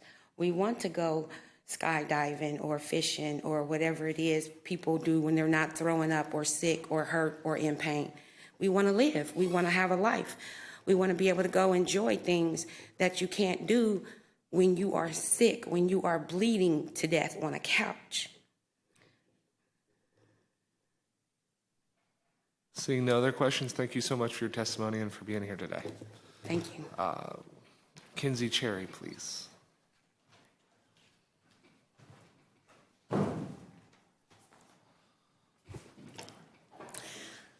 Good morning, members of the committee. My name is Kenzie Cherry, and I've worked in Ohio's cannabis industry for over 4 years now. I travel all over the state and have had the privilege of meeting hundreds of patients and consumers. I've heard firsthand how cannabis has changed and in some cases even saved lives. I'm not a politician, and speaking here today is a little bit intimidating for me, but I know the ways that cannabis can benefit people. I have seen what it does for the people across Ohio, and I know that Senate Bill 56 does not reflect that. Over 57% of Ohioans voted to legalize cannabis through Issue 2. That included promises of social equity, protections for tenants, fair access to medicine, and long-term revenue for our communities. This bill breaks those promises. Instead of 36% in tax revenue to townships and municipalities indefinitely, it drops that to just 25% for 7 years. It adds vague and confusing language about potency, limiting access for patients who rely on stronger medicine, and forcing them to pay more for relief.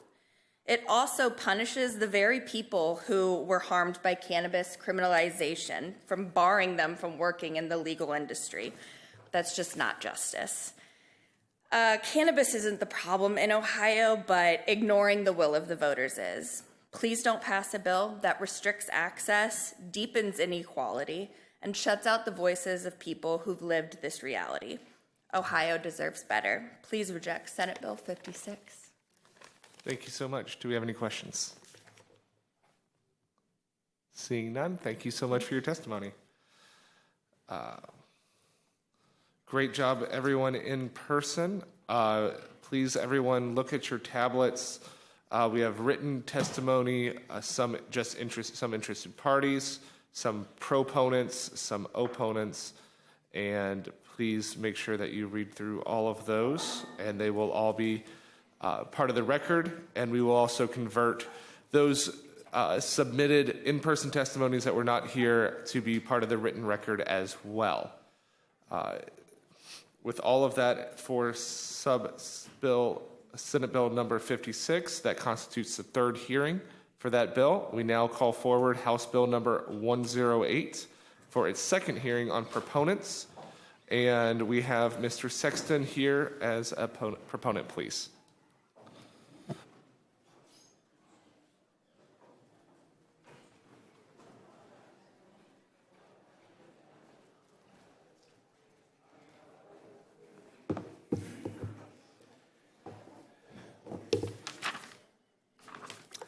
Thank you, Mr. Chairman, members of the House Judiciary Committee. I'm Rob Sexton, here today to represent Buckeye Firearms Association.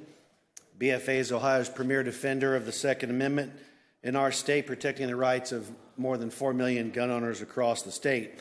I'm here to testify today in favor of House Bill 108. Ohio has enacted strong, sensible laws that recognize our natural rights of self-defense, including our right to carry a concealed firearm, what we would call castle doctrine, and also the removal of the duty to retreat. And yet, in too many cases, victims of crime who have defended themselves are victimized a second time when they are forced to defend their conduct in a criminal trial, fighting for their lives at their very own financial expense, if not their own financial ruin. When it comes to establishing self-defense, current law is a catch-22.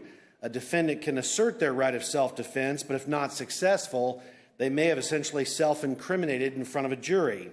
House Bill 108 solves this problem by creating a pretrial option for defendants, enabling them to request a hearing in front of a judge where they can assert that they've acted in self-defense. To prevail, the accused must demonstrate a preponderance of evidence that shows they've acted in self-defense. If successful, it creates a rebuttable presumption that would be utilized in the full trial. The prosecution must then prove beyond reasonable doubt that they did not act in self-defense. If the accused does not request the pretrial hearing or is not successful during the pretrial hearing, there is no rebuttable presumption of self-defense. However, the prosecution is not able to use the defendant's pretrial statement against them in full court, and that eliminates the catch-22 that I was describing before. The practical reason for this legislation is this.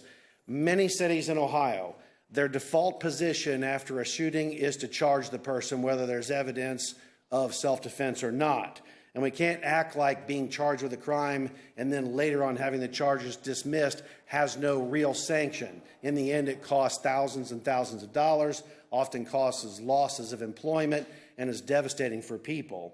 So House Bill 108 provides a practical solution that lowers the chance that the state would re-victimize a person who is forced to act in their own self-defense or for the defense of others. It maintains accountability, but preserves a person's right not to self-incriminate. The elements of House Bill 108 are every bit as essential to our rights of self-defense as our rights to carry, our rights to defend our castle or stand our ground.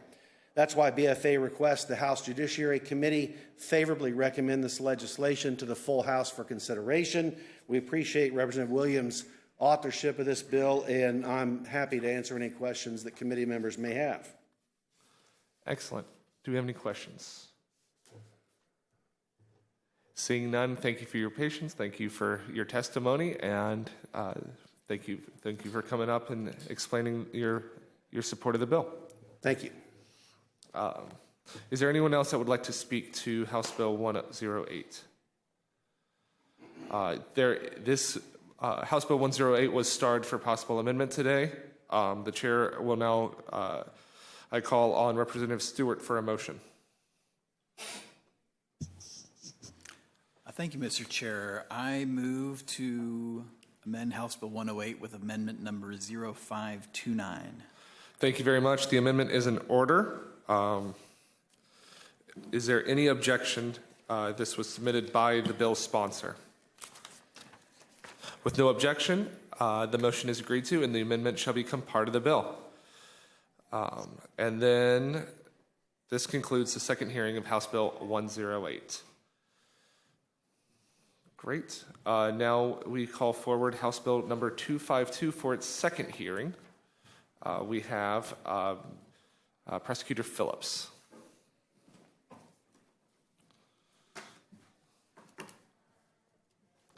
Good afternoon, and thank you, Chairman, Ranking Member Isaacson, and members of the House Criminal Justice Committee. I want to thank you for the opportunity to testify today in support of House Bill 252, which proposes a necessary and overdue reform to Ohio's burglary statutes, specifically the removal of a requirement that the state prove force, stealth, or deception to convict a person under Revised Code Section 291111. That's aggravated burglary, 291112 burglary, and 291113 breaking and entering. The bill addresses a dangerous gap in Ohio law, that one that was exposed most clearly in the Ohio Supreme Court decision in 2023 of State versus Bertram. In that case, a man walked calmly into the open garage of a homeowner, stole a leaf blower, ultimately was arrested, and a jury convicted him of burglary. That conviction was later overturned because the Ohio Supreme Court held Bertram did not commit burglary under Ohio law because he did not gain access to the homeowner's garage by force, stealth, or deception. Now, let me be clear.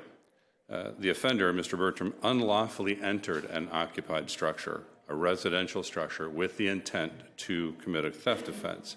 The intrusion was real. The threat to the homeowner was real. And yet, under current Ohio law, the man could only be charged with criminal trespass, a misdemeanor. Now, this bill does not eliminate the requirement that the entry be unlawful. The state would still need to prove that the offender trespassed and had criminal intent. But it removes the artificial, unnecessary, and sometimes unprovable requirement that the entry be made by means of force, stealth, or deception. And House Bill 252 reverses this dangerous aspect of the bill, of the law. The historical purpose of burglary laws is to protect the safety of people inside occupied structures, especially dwellings. The risk to the inhabitants does not depend on how the offender entered the home. Whether he breaks through a door or walks in an open one, the danger arises from the unlawful entry itself. And as Bertram shows, requiring prosecutors to prove a subjective element such as stealth gives rise to inconsistent and unjust outcomes that frustrate the public's sense of justice and endanger public safety. I will point out other states have modernized their burglary laws. For example, Florida punishes unlawful entry with intent to commit a crime as burglary. Texas focuses on the unlawful entry with criminal intent, regardless of the manner of entry. California, Kentucky, Illinois similarly center their burglary laws on unlawful entry with intent to commit a crime. And the model penal code itself does not require proof of force, stealth, or deception for a burglary conviction. So Ohio is out of step with most states which do not require the proof of the means of entry by force, stealth, or deception as an element of a burglary offense. Now, after Bertram, prosecutors will be forced to tell victims that a man who enters openly walks into their garage, or their business, or their home to steal their property will face at most a misdemeanor trespass charge. So long as he didn't sneak in or open a door, he would not be guilty of a burglary offense. The distinction is not meaningful to victims. It is not logical, and it does not reflect the threat posed by such intrusions. So House Bill 252 makes sure that when a person unlawfully enters an occupied structure with a criminal intent, the law will treat the act with the seriousness it deserves. The removal of this element from the breaking and entering statute will also ensure offenders who are caught red-handed inside a non-residential building or structure without permission can no longer avoid conviction simply because the state cannot prove the manner of entry, so long as it satisfies the element of trespass. This is smart reform. It brings Ohio in lines with common-sense burglary laws across the country. More importantly, it protects homeowners and occupants of structures and reinforces the law's role as a deterrent to people who would violate the sanctity of another's home. And for those reasons, I would ask you to support House Bill 252. I would thank you for your time and your commitment to justice in Ohio, and happy to answer any questions that members may have. Thank you so much. Thank you for here in the committee. And do we have any questions? Yes, Ranking Member. Thank you, and thank you for your testimony today. Everything you said makes sense to me and seems reasonable. The one thing I like to ask anyone who talks about increasing penalties for anything is, do you have any expectation based on evidence or data from these other states that this will reduce the incidence of these types of crimes? Well, I don't know. I'm not sure I can speak to the reducing the incidence through the chair to the member. To answer your question, I think it'll make burglaries easier to prove, and other states have again, they don't have this particular element in their crime. Will it reduce the incidence of it? I would hope so. But there are cases, one in my own county, where we had a burglary that took place, but we couldn't prove how the person got inside the house, and we didn't make it past Rule 29. It never made it to a jury. A judge dismissed that charge because we couldn't prove, while there was a trespass in an occupied structure, they committed a theft offense, we couldn't prove how they did it. And there are other cases other than the Supreme Court case that have led to the same conclusion. Simply put, we can prove that there was a trespass in that house, but we can't prove how that trespass occurred. Well, to a homeowner, it doesn't matter how that burglar got in their house. I think Ohioans would understand someone comes into your house, they've committed a burglary. And now we have to prove, under current law, we have to prove, well, they did it by force. And by the way, force is as simple as opening a door, opening a window. That's force under Ohio law. But if there was a door that is halfway open and the person pushes through, that's force under Ohio law. However, if the door is open and the burglar simply walks through, that's not force, not stealth, and not deception, as the Supreme Court case showed. And so therefore, there's not a burglary. That is a distinction, really, that should not exist in Ohio law. Are there any questions? I want to point out that as a distinction in Ohio law. I would think that wouldn't there be a distinction between someone entering your house, not deceit. I invite my colleague over, and we're having dinner, invite him to dinner, and he just steals my silverware. That would be theft. That would be different in kind to him coming in, whether force, deceit, or stealth. And then that would be charged differently. Would that be? It would be, because in that instance, there's no trespass. The person is an invitee into your home. They commit the theft offense, and we would charge a theft offense. For there to be a burglary, we still have to meet the element of trespass, no matter how that trespass happens. In that situation, I'll say he does that because we had a fight at dinner. He didn't like my cooking, and so I say, he offends me, I say leave, and he doesn't leave. The fight continues. That is trespass at that point, and then he takes the silverware and leaves. Would that then, with this type of language, be burglary for that? Well, trespass does include remaining on the premises of another after being told to leave. And yes, and the courts have said you can form that intent after because obviously, unless he didn't like your cooking, he was coming over for a social reason and form the intent later. And courts have said that intent can be formed later. But yes, it would meet the element of trespass in that instance. Now, whether we would charge it would be a different issue. Great. Any other questions? And then just while we're looking here, we're looking at this language. The facts of this case, could you, had the I think it was an expensive leaf blower, right, was stolen. Had it just been under a deck, under a patio, and the burglar had walked through a fence, didn't touch it, walked into the backyard, not visible from the street, grabbed it from the patio, and walked out, this legislation wouldn't change anything, but I think that would feel just about as intrusive and troubling as walking into a garage, which has a door at that point. Where do you think that distinction gets to for trespass with criminal intent versus burglary or anything there? Well, Mr. Chairman, burglary requires trespass in an occupied structure, and obviously in the scenario that you've given us, there's no occupied structure there.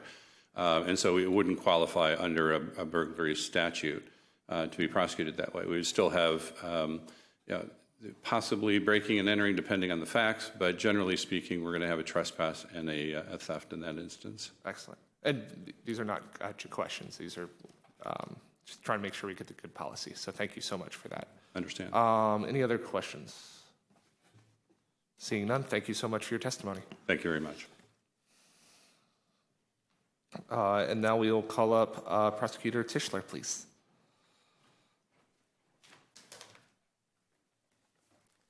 Good afternoon. Sorry, been sitting there a little while. Good afternoon, and not saying very much. Good afternoon, Chair, Ranking Member Isaacson. Thank you for your time this morning. This is my first time appearing and providing any kind of testimony, and I thank Representative Click for inviting me here and also for being part of this bill. As an elected prosecutor, our jobs are extremely difficult, and in the culture and today, it gets even more difficult. I'm going to stray from my written testimony. I think some of my staff are probably watching this, and they know that I am not someone who works well from a script. I tend to ad-lib jury trials, which befuddles them because most of them are full binder, full questions prepared. So if I ramble, you'll know why. But I prepared my written testimony, and I think for me, one of the key features that I'd like this committee to understand is that in a jury trial, like we have one going on right now, it's a single count. Those jurors are going to be subjected to at a minimum of 10 pages of jury instructions that explain definitions, that explain the elements of an offense. And much like Prosecutor Phillips points out, forced stealth and deception can then become very tricky depending on the multitude of fact patterns that are out there. I would not want to have to look at a victim and tell them, hey, because your door wasn't broken, your window wasn't smashed, because you weren't victimized at this level, I can't call it a burglary. It shouldn't matter how intrusive or how that individual got into my home, they're in my home. And if they're not an invited guest to try my poor cooking compared to Representative Stewart's cooking, then they should not be treated in a different manner than someone who is doing their conduct in a more open and obvious way. We as prosecutors get each of these cases, and we do evaluate them, and we run them through grand jury. And I think it's difficult when the Supreme Court then takes a jury verdict, something that went through the grand jury process, then pretrial process, discovery process, and a jury verdict that felt that it did meet those elements and turned it back around. We should not have to wade in the weeds that deep as prosecutors, as potential jurors, and we would appreciate you accepting these amendments to our burglary statute. If there are any questions, I thank the committee for your time. Thank you. Questions? Excellent. Thank you so much. Thank you. Benefit of going second. All right, we have two. We have 3 written onlys. Do any of those want to convert to in-person? Okay. No, that's fine. Gold star for that man. Yes. But please see those on your tablets. And that will conclude our hearing on House Bill 252. House Bill 203 is a third hearing for opponent and interest party. We did not receive any testimony on this bill. We already did that one. We already did the last two. And that, with no other business before the committee, this committee is adjourned.